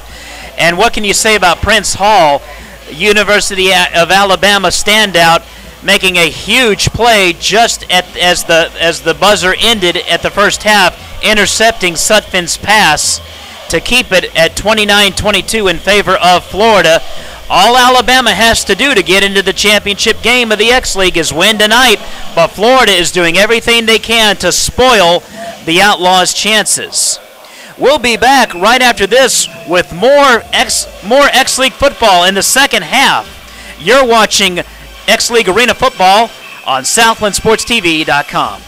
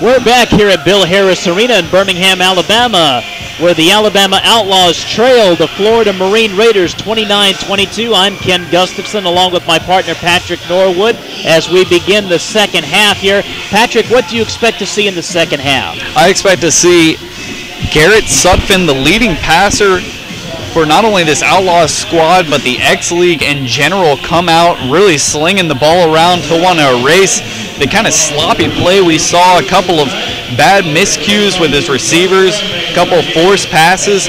Luckily, he elevated the ball enough to really not give up any turnovers, but was able to get the ball across the field for a touchdown and then down the field for a long touchdown pass to leading receiver Marcellus Wilder, who I also expect to have a big half.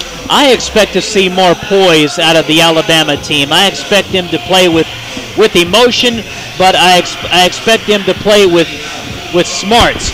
I expect them to not do stupid things like throwing a punch or committing silly, foolish penalties, mental mistakes, that sort of thing. I am sure that Coach Lee Ellison raised the roof at halftime, telling his players, you just cannot play that way and expect to win. And I expect more discipline out of the Alabama Outlaws in this second half. Well, and something to mention too is that Lee Ellison is not only the coach of this team, he is the owner of this team. That's correct.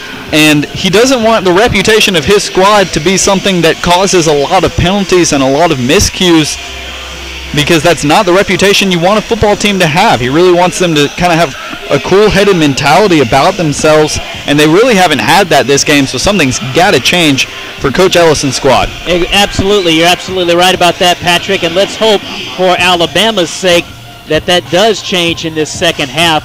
I also expect that the Alabama defense will try and shore up their defense and try and stop the running attack of the Marine Raiders. Levi Raines and Maurice Francois have just run the ball down the throats of Alabama, and I expect the defense to be more stout in the second half. Yeah, especially up the middle on Wildcat formations. That's really where Francois killed Alabama on 2 consecutive plays. Levi Raines kind of gets his gears going in the backfield and then charges through the line and charges through the defense. Francois will just blow past you, and the Wildcat gives him that advantage. So they've really got to put a lot of guys up front to try and stop that rushing attack, put the ball in Parsons' hand. We mentioned before the broadcast he is not the starting quarterback usually for this Raiders squad. We do not have details on what happened to Chris Griffin. He is just not playing right now. Our best guess is he is probably injured or for some other reason could not make the trip, because otherwise he would definitely be playing in this game for how important it is for both teams. So we begin the second half. A win, and you're in. That is what is at stake for Alabama. They must win tonight to get into the championship game. And with a win, they will get into the championship game. Here's the kickoff from Campbell. High kick into the end zone, and it's picked up by Francois, but he's not going to run it out. Actually, I think it hit the wall and bounced into the end zone. Yeah, it looked like it did hit the edge of the wall. A very accurate kick there by Chris Campbell, who has also had a big game. Someone that's kind of an unsung hero of this game. Really hasn't, it's kind of hard to mess up the kicker position, especially on a field like this, but he's got a couple of vital points here for this Alabama squad. This game could look a lot different if he hasn't been involved. Absolutely, and he struggled a few weeks ago, missed a few extra points, but not tonight. He has been on his game tonight. The ball's going to be placed at the 20-yard line. Florida will have the ball to start the second half. Matt Parsons is the starting quarterback out of New Mexico State, normally the backup, but as Patrick mentioned, Chris Griffin, for some reason, not in the starting lineup tonight. We do not know why.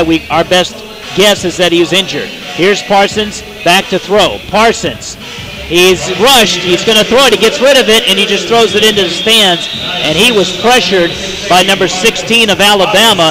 That is Marcus Hollis. Marcus Hollis was breathing down the throat of Matt Parsons. Parsons just had to get rid of it and throw it into the stands. Yeah, and Parsons, a big guy. He's 6'4", 220 pounds. He's very hard to bring down, and we saw it on that play right there as he just kind of scrambled, kept his footing, and hauled the ball out of bounds. A good play there by the backup quarterback. The problem with Parsons, though, not as fleet of foot as Chris Griffin probably is. And so that is I guess the only knock. He's not quite a dual threat, Parsons. He's a pocket passer. So 2nd and 10 from the 20-yard line. Florida with the ball and the lead, 29-22. Parsons back to throw. He fakes. He throws over the middle. It's incomplete. For a second, I thought number 2 for Florida had the reception. That was number 2 is... That was number 2. Yeah, there is a number 2 on the field. I believe it was number 7. Number 7, which would be Maurice Francois, who has had a big game. We got a player down right now for the Raiders squad. I'm having trouble seeing a number. Let's see. That's number 77. That's that mystery man that we do not have. We do not have his name. And it looks like the trainers are going to kind of take a look at him, maybe look around the lower body, his leg area, maybe his knee. This is not something that the Raiders or anybody wants to see anytime you've had an injury. And those of you who are watching this game, perhaps you have your relative of number 77. We do apologize from the bottom of our hearts. We just don't have him on the roster for some reason. We don't have his name. And if you're one of his relatives watching this game, listening to this game, we apologize. We certainly hope, our thoughts and prayers, that he's going to be okay. He does look to be in some pain. It looks like his knee. The trainer is holding his knee on his right leg. Tell you what, we're going to take a break. We will be right back. You're watching X-League Arena Football on SouthlandSportsTV.com.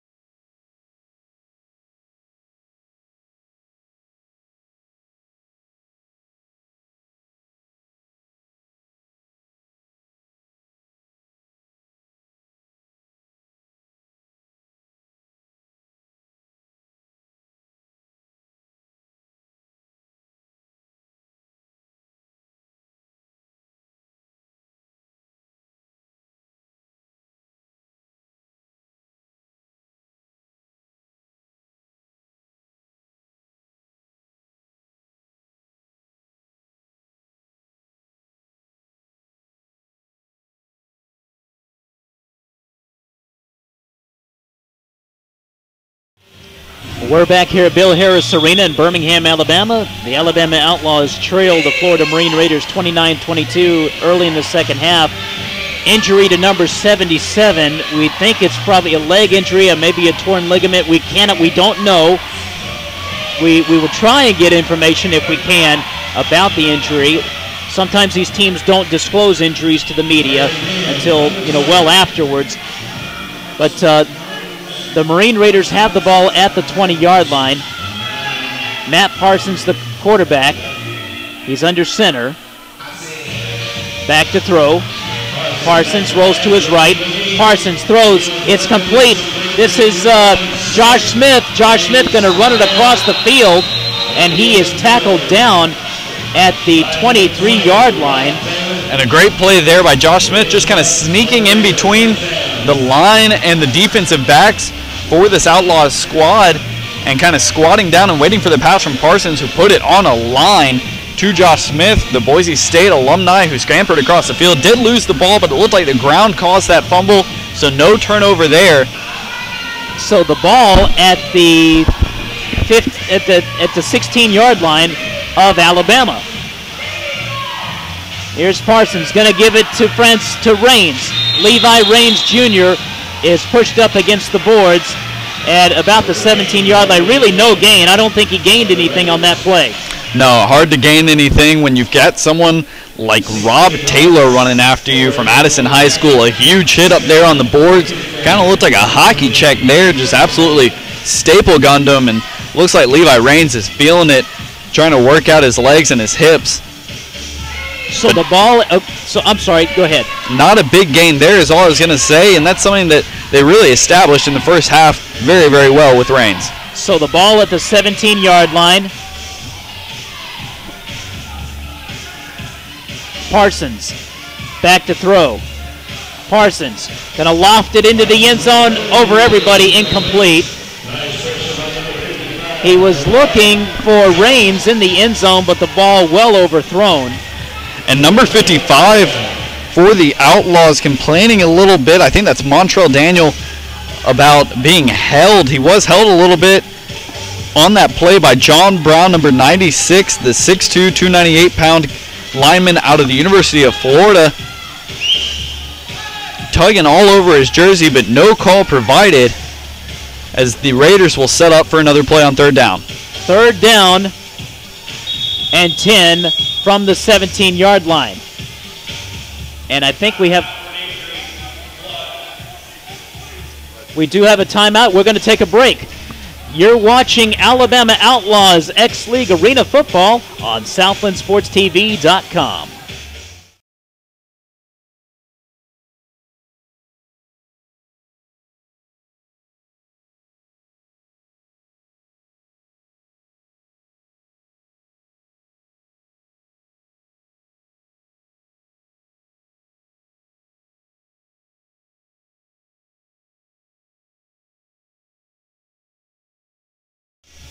It's third down from the 17-yard line. Florida trying to add to their lead. They lead 29-22, trying to spoil the championship hopes of the Alabama Outlaws. Parsons back to throw. He throws into the end zone, incomplete. On the coverage there was number 11, Byron James of Alabama. So incomplete. It's going to be fourth down. 10:20 to go in the third quarter. At least I think it should be fourth down, I imagine. Fourth down. Ball is at the 17-yard line. They don't have a kicker, does Florida. And this could be a huge stop here for Alabama to get a point, only down by 6, and then if they can get some more points on the board, tie the game, maybe even take the lead, that would be huge for their momentum. So here we go, fourth down for Florida. Sutphin, back to pass. Sutphin, excuse me, that wasn't Sutphin, that was Matt Parsons. Matt Parsons back to pass. He throws it incomplete. Got to get my quarterbacks right, huh? So Matt Parsons throws an incomplete pass. There is a penalty on the play.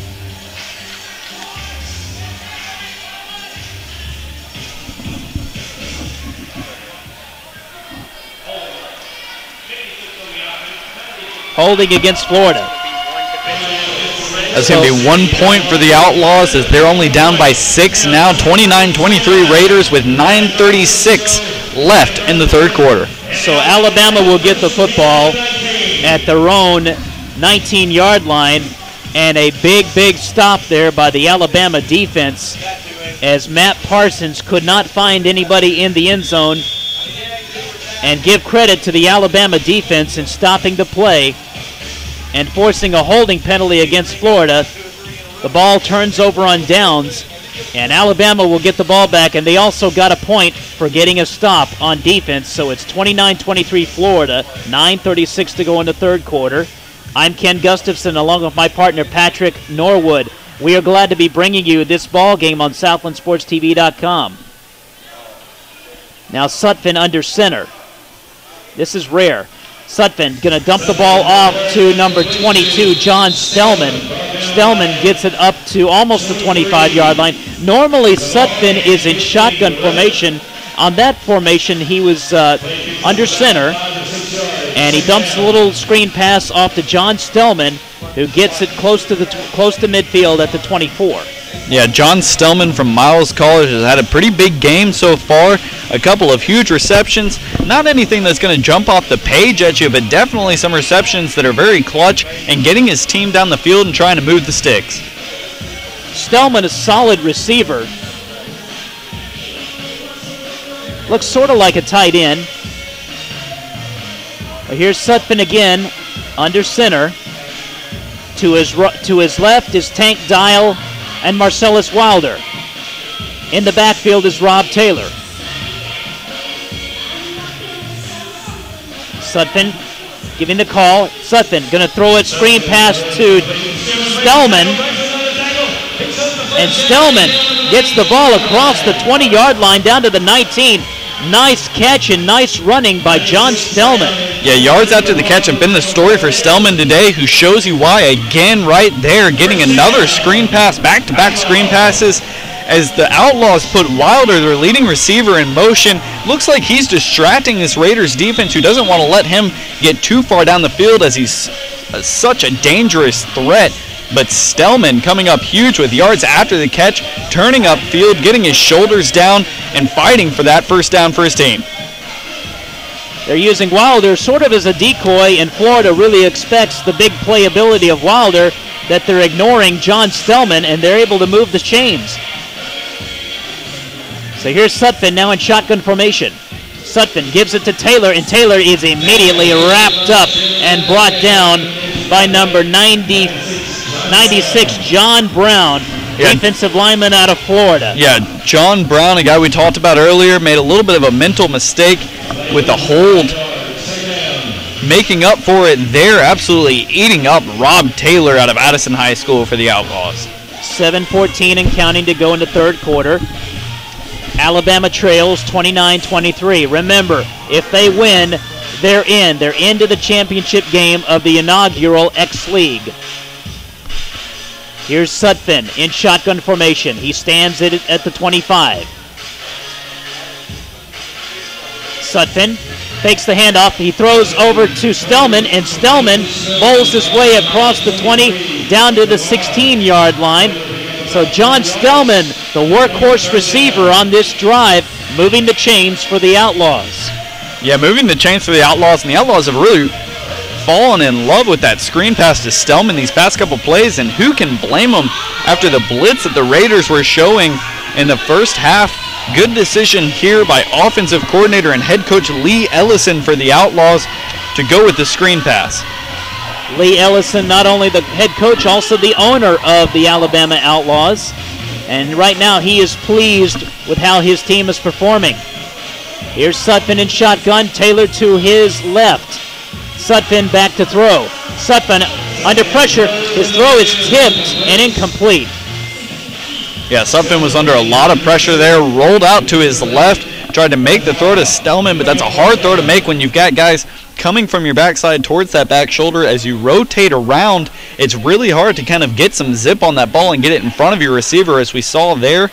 Just kind of left Stellman out to dry, too, as he took a hit against the boards. Not much he could really do, though, just trying to get the completion, and was in no risk of the interception. So a good play there by Sutphin to just get rid of the ball and not take the sack. And a good play by the Florida secondary in limiting, and the defense, I should say, limiting Sutphin's chances of completing that pass on that play. So for the moment, Florida halts the drive. But let's see what the Outlaws do on this next play. Here's Sutphin back to pass. Sutphin going to roll to his right. Sutphin going to throw. The pass is complete. It's complete by Rob Taylor, and he gets across the 10-yard line. He's tackled around the 9-yard line. So the Alabama Outlaws in business and poised to put it in the end zone and take the lead. Yeah, and great footwork there by Sutphin to avoid the pressure, roll to his right, and hit his man who wasn't really open. But it doesn't matter how open your guy is when you're throwing the ball like Randy Johnson, like Sutphin did right there, just absolutely zipping it to Rob Taylor in between the numbers. Surprised it didn't knock the wind out of him, but a good play to pick up the first down for the Outlaws as they'll look to get in the end zone within the next 3 plays. You're right, that was a rope by Garrett Sutphin. Sutphin out of UNC Pembroke, Division II school in North Carolina. Now Sutphin under center. No, excuse me, he's in shotgun still. Sutphin, oh, nice play. He fakes the handoff to Tank Dial. Now Sutphin going to run, and he throws, and it is a touchdown. Touchdown, Alabama. And a great play by Sutphin, scrambling around, looked like he was going to take off and run. His blockers kind of got upfield and then settled back down to the line of scrimmage with him as he found the receiver, Tank Dial, with his second reception on the day. The second reception, I should mention that Tank Dial was not moving his feet when he caught the ball, had his feet planted, and all he had to do was look the ball into his chest pads like he did right there. A great touchdown as this Outlaws team ties up the game at 29, looking to go ahead with the extra point. Great play there by Garrett Sutphin and Tank Dial. Tank Dial motioned across the middle. It looked like Sutphin was going to hand him the football and let Dial run with it, but he faked the handoff, and instead Sutphin rolled to his right and threw it to Dial in the end zone. The kick is up, and the kick is good. It's 30-29. The Alabama Outlaws are back on top. 3:06 to go in the third quarter. We'll take a timeout. You're watching Alabama Outlaws X-League Arena Football on SouthlandSportsTV.com.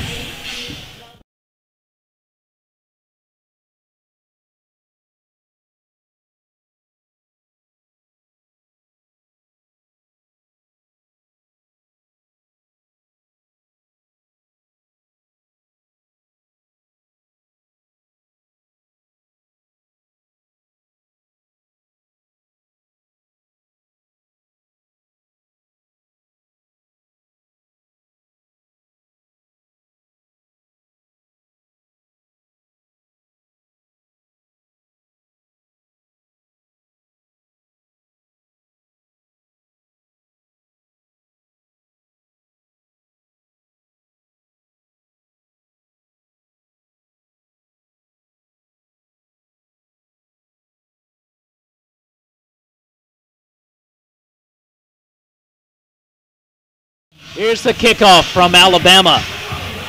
And it's picked up by Maurice Francois. He runs it out to the 5, the 10, the 15, across the 15, and he's down at around the 17-yard line. The Alabama Outlaws have taken the lead, 30-29. Garrett Sutphin to Tank Dial. And a great play there by a guy that we've called a little bit today, Courtney Daly, quietly piling up the tackles from the University of West Alabama. He's 6'2", 230 pounds. And with a guy like Maurice Francois, who runs so fast up through the middle of the field, it looks like number 16 is Marcus Hollis, sorry. Great play there to get a hand up on the thigh of Francois and just kind of trip him up and avoid giving up a big return like Francois looked like he was about to break right there. Back and forth game here in Birmingham. Now Florida with the ball. Now it's their turn to try and take the lead, retake the lead. The ball is at the 16-yard line of Florida. Here's Parsons. He hands it off to Raines, and Raines is stuffed right away.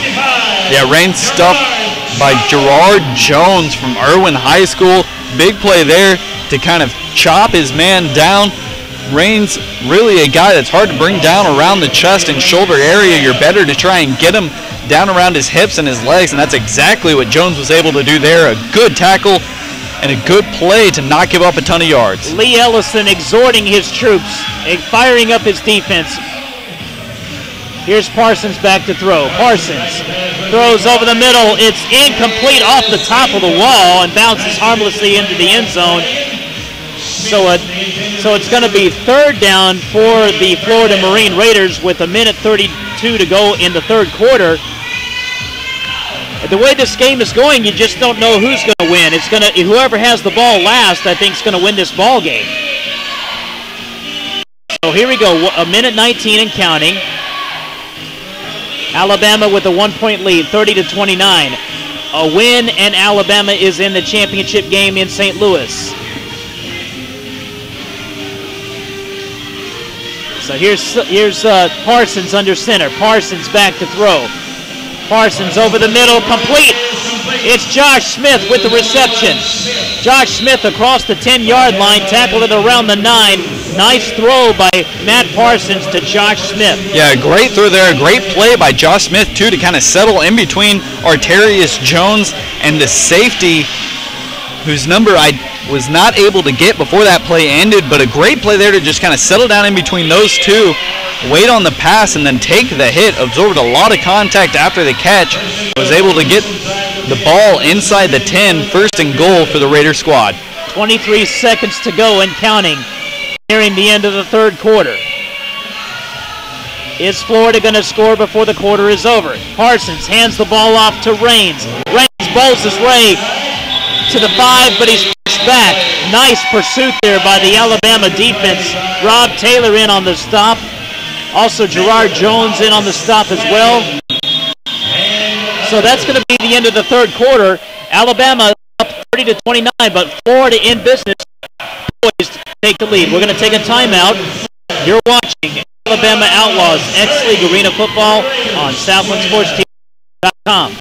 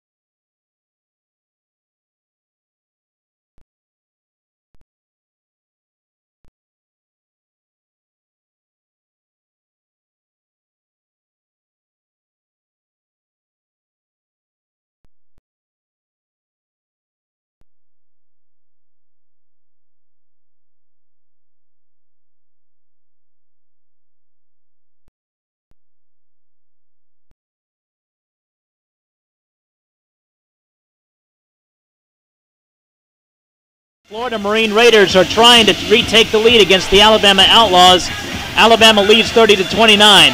Parsons back to throw. Parsons, his throw is complete. The catch is complete, and it is a touchdown. Touchdown, Florida Marine Raiders. And a great throw there by Parsons to number 10 of this Marine Raiders squad. That's Adrian Smith. Adrian, go ahead. Florida Agricultural and Mechanical University, 6'3", 220 pounds. Great to look that ball into his chest and then just kind of bounce off the boards into the end zone. So good response from the Florida Marine Raiders to Alabama's touchdown. Florida marches the ball right down the field and scores, and they lead it 36-30. They're going to go for 2, being that they don't have a kicker tonight. And number 4, Levi Raines Jr. in the Wildcat. Raines is going to run it, and he'll score. He gets the 2-point conversion. It is 37-30. Florida in the lead with 14:04 to go in the game. What a comeback. What a response from the Florida Marine Raiders. Yeah, great response there. They could have sat back and been devastated by that play, but they weren't at all. They marched right down the field. Great composure there by Parsons, who is adding to that total of touchdowns. We mentioned earlier in the broadcast, he had 1 touchdown and 5 interceptions. He's thrown a couple picks here, but he's also thrown a couple of touchdown passes that have looked really good. Tall, a guy over 6 feet tall, and he really towers. He's able to kind of get down and get that ball down on a line to his receivers, puts it on a rope, and puts a lot of good rotation on it.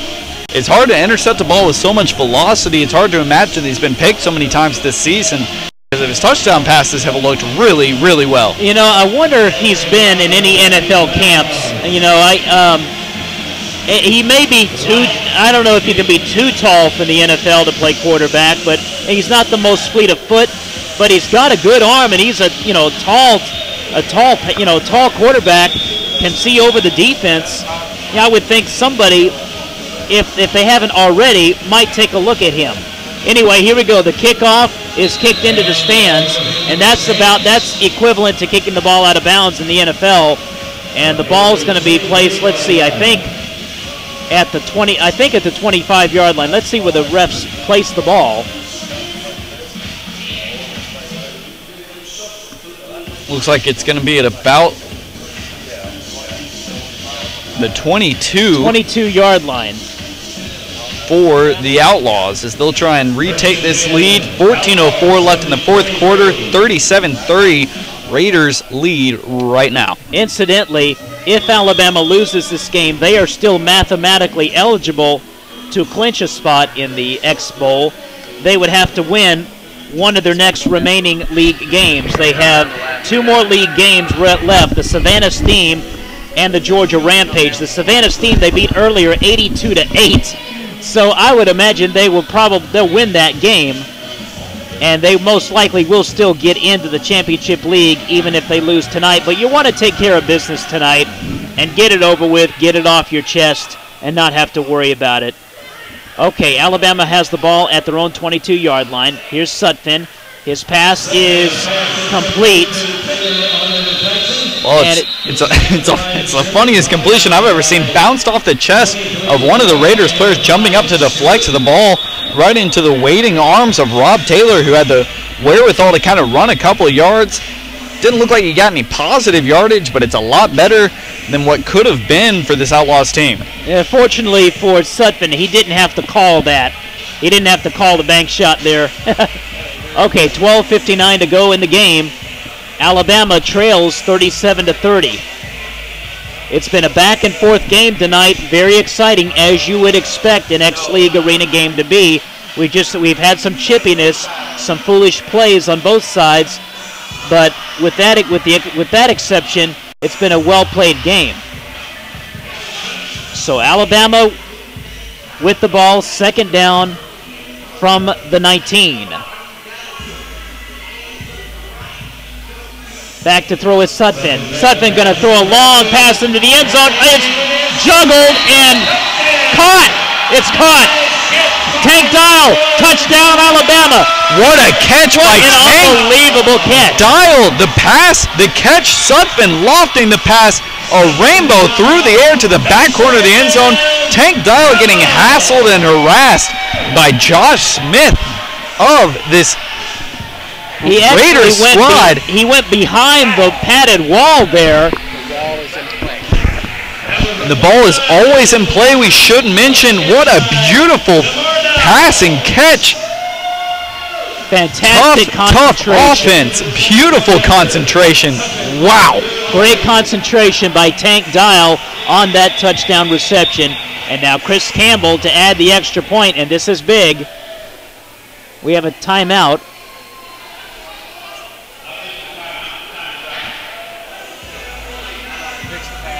They're just fixing the padding.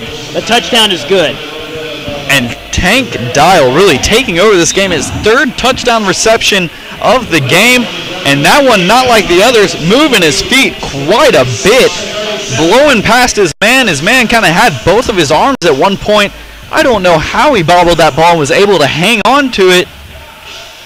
Along with the pads. Beautiful work there by Tank Dial. Yeah, beautiful concentration by Dial. And Alabama 1 point away from having this thing tied. Chris Campbell to attempt the extra point.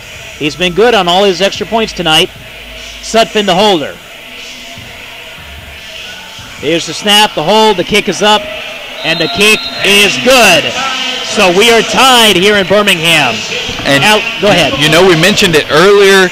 As we go to break, this game seems like it's going to be one that's going to go down to the last possession. You're watching SouthlandTV.com. This is the X-League.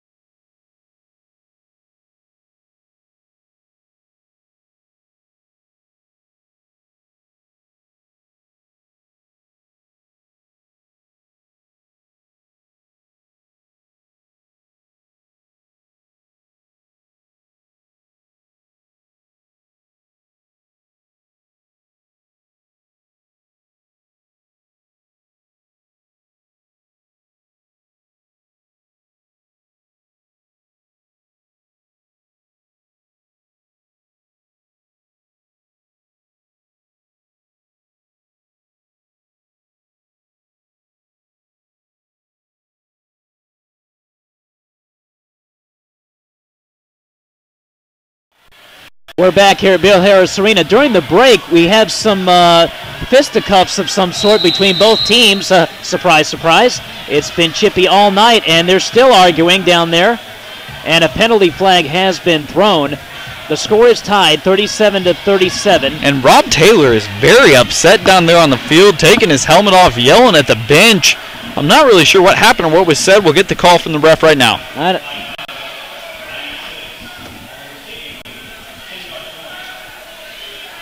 And it looks like that penalty is going to come yet again to John Brown out of the University of Florida.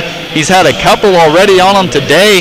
I don't know what upset Rob Taylor so much, but that'll set the kickoff a little bit ahead. I think he may have been hit in the back or something, or hit or punched or something like that. I didn't see it. That's the only thing I can imagine. The penalty goes against Florida, another foolish penalty, and we've seen it all night between these two teams. It's 37-37, tie ball game, 11:26 to go. If Alabama wins, they are in the championship game against St. Louis on June 14th. If they lose, they still will probably get in that they have to win one of their next two games between the Savannah Steam and the Georgia Rampage. The Savannah Steam are hardly a very good X-League team. Alabama beat them 82-8 in the last meeting between the two teams. So you can imagine that Alabama will win against the Savannah Steam, but you want to go ahead and take care of business tonight against the Florida Marine Raiders and not even have to worry about it. So Alabama going to kick off, and Chris Campbell's kick is into the end zone. That's a field goal. That's an extra point. So the Outlaws will go up 38-37, and Chris Campbell takes a bow as he should. A huge play we mentioned right after the break. He has come up huge with some big points. A great big point there. Wow. As the Outlaws take a 1-point lead now on the Raiders. That's right. If the kickoff goes through the uprights, that is an extra point. And the X-League, that is referred to as an Uno. An Uno. And a big Uno it is. 38-37, Alabama in the lead. And Chris Campbell performing extremely well, a whole lot better than he did a few weeks ago when we were here, where he missed several extra points. But he is on his game tonight, and he has given Alabama a 1-point lead. There was a penalty earlier on John Brown out of the University of Florida. He's on the Florida Marine Raiders squad. And as you mentioned earlier, Patrick, John Brown has been penalized a couple of times tonight. Yeah, and that one is huge because that, basically led up to the ability to kick that field goal. That is a huge penalty there.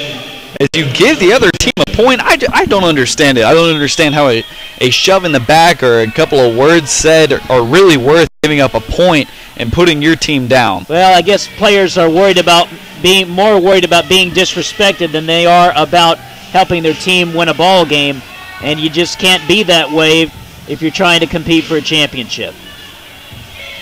Here's Parsons back to throw. Parsons, long throw. It is, just off the fingertips of number 5 for Florida.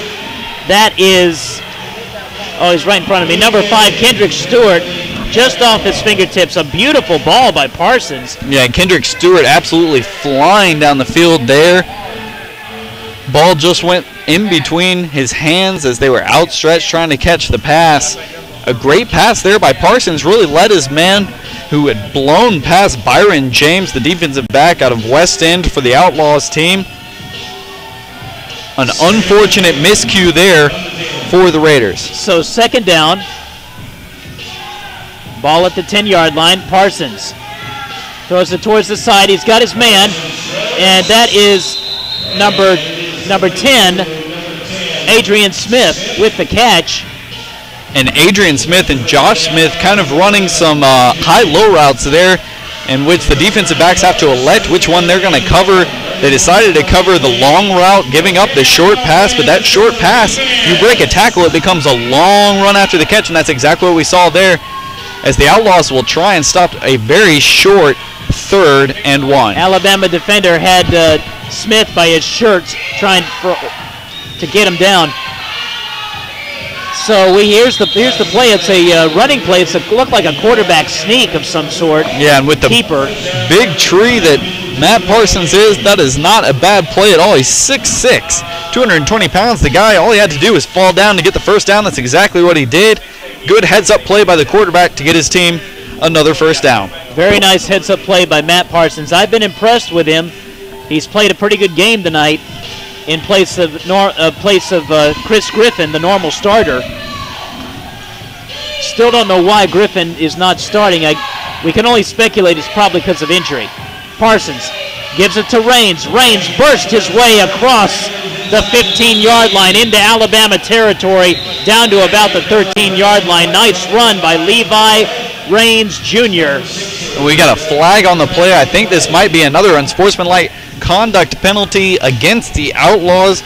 Looks like it's going to come to Robert McCoy, number 60, out of Leeds High School and Coahoma Community College.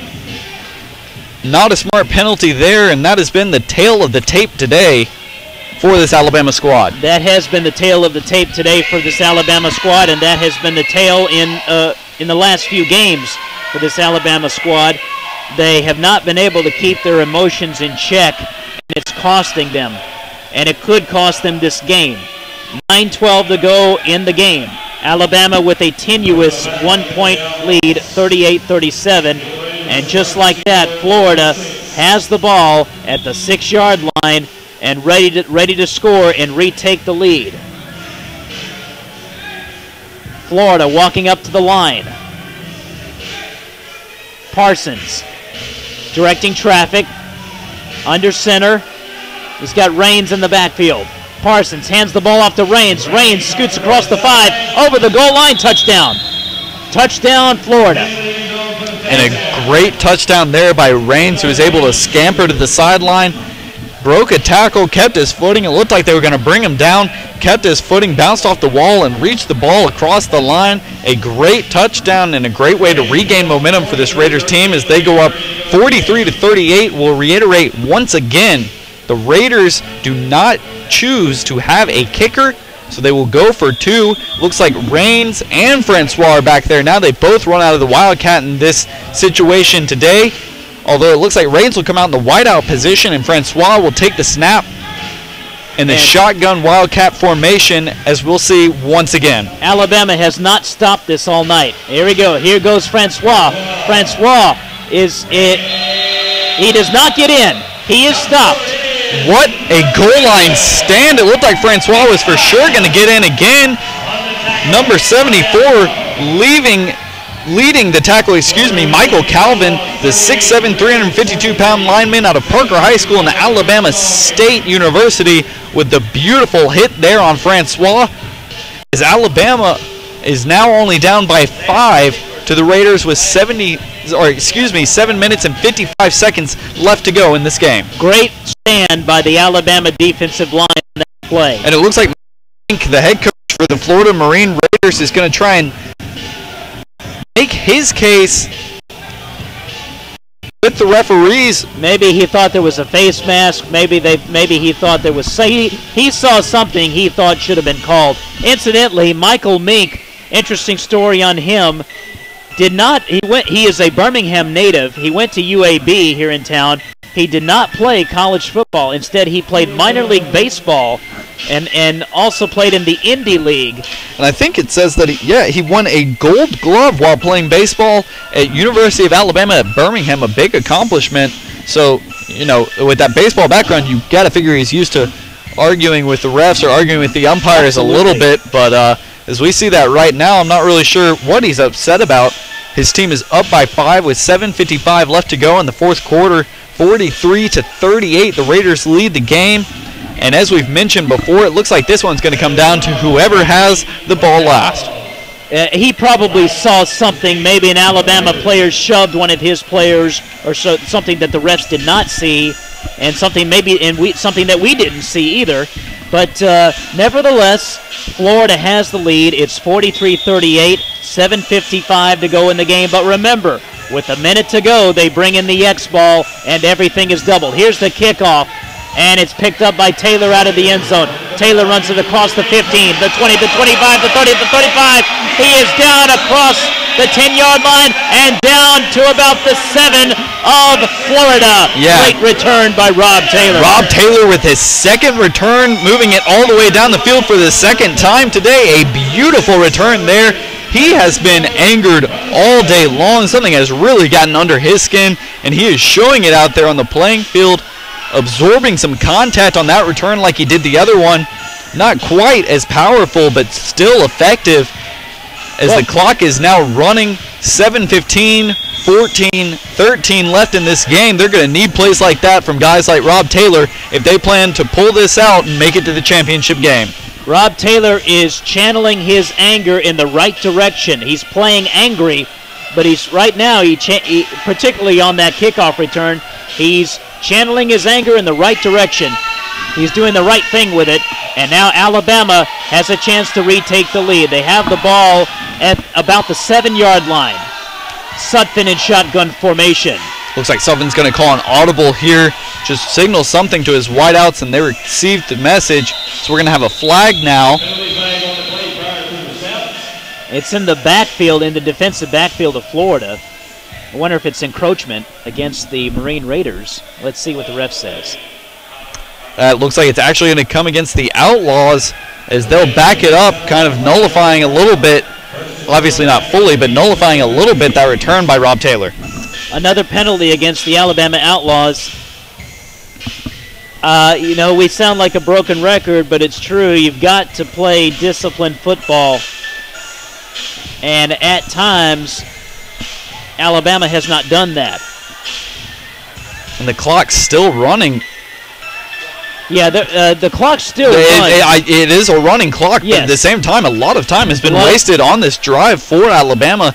This is a huge, huge change in momentum, especially with the fact that in the last minute the X ball is brought out and points are doubled. Here's Sutphin, back to pass. Sutphin rolls to his right. Sutphin throws, his pass is complete. John Stellman at the 6-yard line.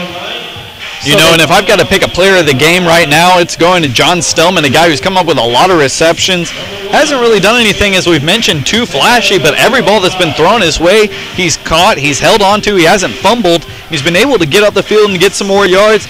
As Alabama looks like they're about the 5.5-yard line looking to score, put some more points on the board, and put some pressure on this. If you could compare him with an NFL receiver or former NFL receiver, he's starting to remind me of Brian Finneran, who played for the Falcons. A great possession receiver, exactly like Finneran, just able to not do anything too special but catch the ball and make the play. And now Sutphin pitches the ball off to Dials, and Dials is put up against the boards right away by number 7, Maurice Francois. And I'm not sure I like that play call, just trying to get that shovel pass. I get you're trying to throw the other team off guard, but if you're going to do that, why don't you run the screen pass that's gotten you 6 or 7 yards every time you've run it to Stellman? It really doesn't make sense to move the ball laterally to the short side of the field up against those boards, as Tank Dials was kind of staple gunned right there, unable to move. And now a huge 3rd down for this Outlaws team. 3rd down and goal from the 6-yard line. Sutphin in shotgun. Sutphin rolls to his right, throws into the end zone. Oh, nice defensive play by Francois. Francois, beautiful play there. Leaping out and getting full extension. He's got a pretty long wingspan for his height. It looks like his arms are just, Kevin Durant-style arms there, just kind of swinging down from his body. Great use of his hands and his eyes there. So Alabama looks like they're going to go for it on 4th down. 3:53 remaining in the game. Alabama trails 43-38. They are huddling. This is a huge possession right now for the Outlaws. If they're able to get these points and put the pressure on the Raiders, that is huge. It is also very, very critical that they try and get something here, because if not, they're down by 5, giving the Raiders back the ball with a little over 3 minutes left. And they've not stopped the Raiders either. At least not very much. Sutphin back to pass. Sutphin, look out. He is sacked. He is sacked by number 96, John Brown. John Brown beat his man, came around the left side, and tripped up Sutphin, sack, and he gives his team 1 point. It is 44-38 in favor of Florida. 3:15 to go in the game. Big defensive play by John Brown. So, and guess what? The ball goes over on downs. It's Florida football. And they have the lead, 44-38 with 3:15 to go in the game. Big play there by defensive lineman John Brown. A huge defensive stop as John Brown is able to get in there. He's kind of had an up and down game, a lot of penalties and whatnot, but really kind of setting the tone right now for the defense and making a statement, getting the momentum back for this Raiders team. So Alabama's defense is going to have to bow up, get a stop here against this Florida offense. Raines and Francois have run the ball down the throats of the Outlaws. I imagine that they'll probably keep the ball on the ground and try and run this clock out. And why not with the running backs that you've got in your arsenal? And they will do just that. Here's Raines. Raines cuts up. Raines across the 15-yard line. Raines bowls his way across the 20 up to about the 23. And he's tackled along the boards. And we do have a flag down that'll stop the clock. It looks like some more extracurricular activities. It looks like there might be a hold against the Raiders. Oh, okay. I thought there was some more extracurricular activities. I'm sure there was. I don't doubt that at all, but it looked like as Raines was running up the sidelines here, he was being held by his jersey and his shoulder pads. If that's not a smart play there by the Raiders. If that's the case, that's a very costly penalty for Florida because that was a very, very fine run there by Levi Raines Jr. Yeah, you really hate to erase a run like that when you're trying to wind this clock down, get yourself back into championship game position, and rip it from the hands of this Outlaw squad. And indeed it is. It is a holding penalty, and the ball is pushed back to the 5.5-yard line. So Florida hurting themselves with that penalty. They have the ball at their own 5. Then going to hand the ball off to Francois. Francois trying to find running room. He cannot find it, though, as the Alabama defense stands tall right there. And that was Rob Taylor with the tackle. 2:28 to go. 2:28 and counting in this game. Florida with a 6-point lead, but stalling here on offense. And Alabama may very well get the ball back with a chance to take the lead and win the game. Well, Patrick, it has been a pleasure to do this game with you. Glad that you could make your way over from Tuscaloosa. Absolutely. Thank you very much. I want to thank everyone here at SouthlandSportTV.com for having me. Our producer, Patrick Glory, doing everything he can. It has been a pleasure to bring this game to everyone watching at home, and we hope you enjoy it to the very end. Here we go. Parsons back to throw. Parsons throws over the middle. It's complete to number 10, Adrian Smith. A nice tackle, though, by number 2 for Alabama. That is, I should know this by now, that's Adam Flanagan. Adam Flanagan with a very nice tackle to keep Adrian Smith from going the distance. And it looks like there's an injured player for Alabama. Number 11, Byron James, the safety. He's made a couple big plays tonight. Also got burned a couple times on some routes, but it would still be very, very bad for this Alabama squad to lose a safety and a defensive back like Byron. He's holding his ankle, it looks like, and they're taking his shoe off, or it looked like they were untying his shoe. He's holding his knee. The trainer is holding his knee. And that's nice, good sportsmanship there by one of the Florida players coming over and encouraging him. Yeah, just give him a little tap. Yeah. Making sure he's all right and everything. That is good sportsmanship, especially after a game like we've seen today where there's a lot of chippy play and tussles back and forth. Wait, there was a lot of chippy play, but there's also a lot of respect between these two teams, I believe. They have respect for each other. They're all doing the same thing, playing the game that they love, playing ball. And we do have a timeout on the field. We're going to step it out. You're watching Alabama Outlaws X-League Arena Football on SouthlandSportsTV.com.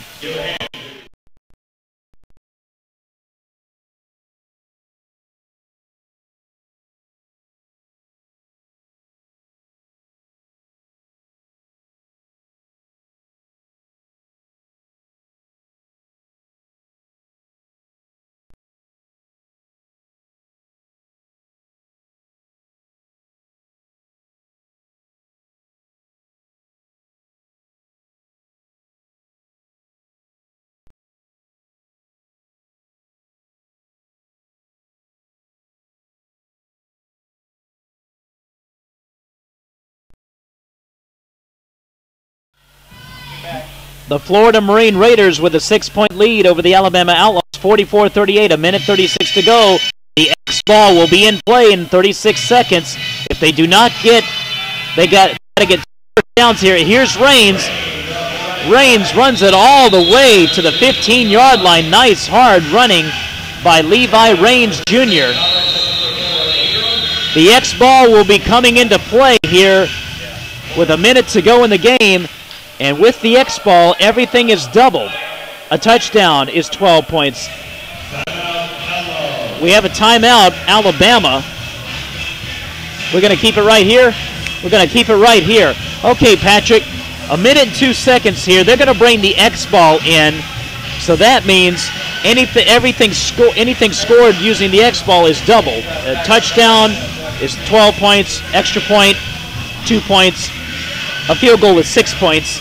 So let's see how they play this. What do you think they're going to play this? You know, I think if you're the Raiders, what you got to do is just kind of stick with your guns. What's been working all day long, and what's been working is really just kind of been giving the ball to your leader in the running back position, Levi Raines. He's played great all day long, had a lot of carries, able to really carry the ball. We mentioned his size. It makes him very advantageous to have on your team. He's very hard to bring down, built like a Mark Ingram or a Trent Richardson. It takes a lot of guys to bring him down because he is his center of gravity is so close to his hips and his legs. He's able to move those hips, and it's very hard to bring him down. So I think you stick with your guns.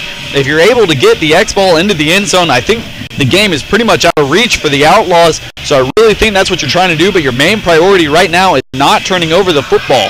You don't want the Outlaws to really get back into the position where they can win this game. That's exactly right. And if they do score, it'll be 56-38.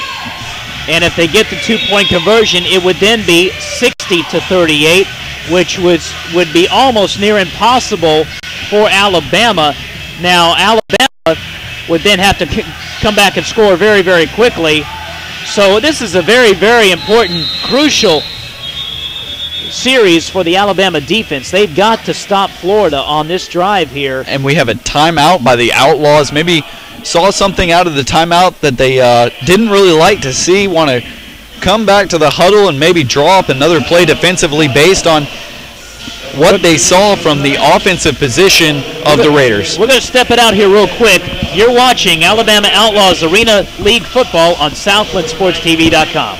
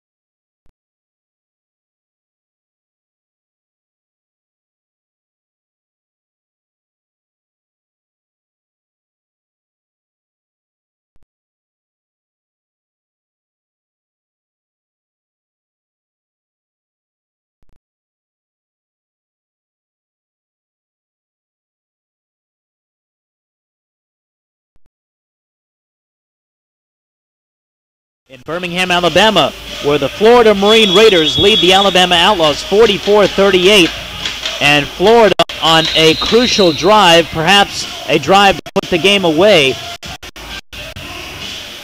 Alabama, all they have to get into the championship game of the X League is win tonight, but it looks bleak right now as they've not been able to stop the running attack of the Florida Marine Raiders. And there you see some hugs amongst both teams. Michael Calvin giving a little hug to number 55 of Florida. That was Xavier McKenzie. But that has not been the case most of the night, folks. It's been very, very chippy. Both teams have been at each other's throats. There have been some penalties, even an ejection. Been a very hard-fought game between both these two teams, Patrick. Yeah, absolutely. A very hard-fought game. We just saw number 10, Adrian Smith, for this Raiders team have to leave with a scab wound. They're bandaging that up right now on the sidelines. Okay, if they do not get forward progress, the clock will stop. Raines gets it across the 10-yard line down to the 8. And the Florida Marine Raiders look like they were going to score here, or are very close to scoring. Yeah, and they're going to bring in the X ball now. Again, that doubles the score. If they just keep giving the ball to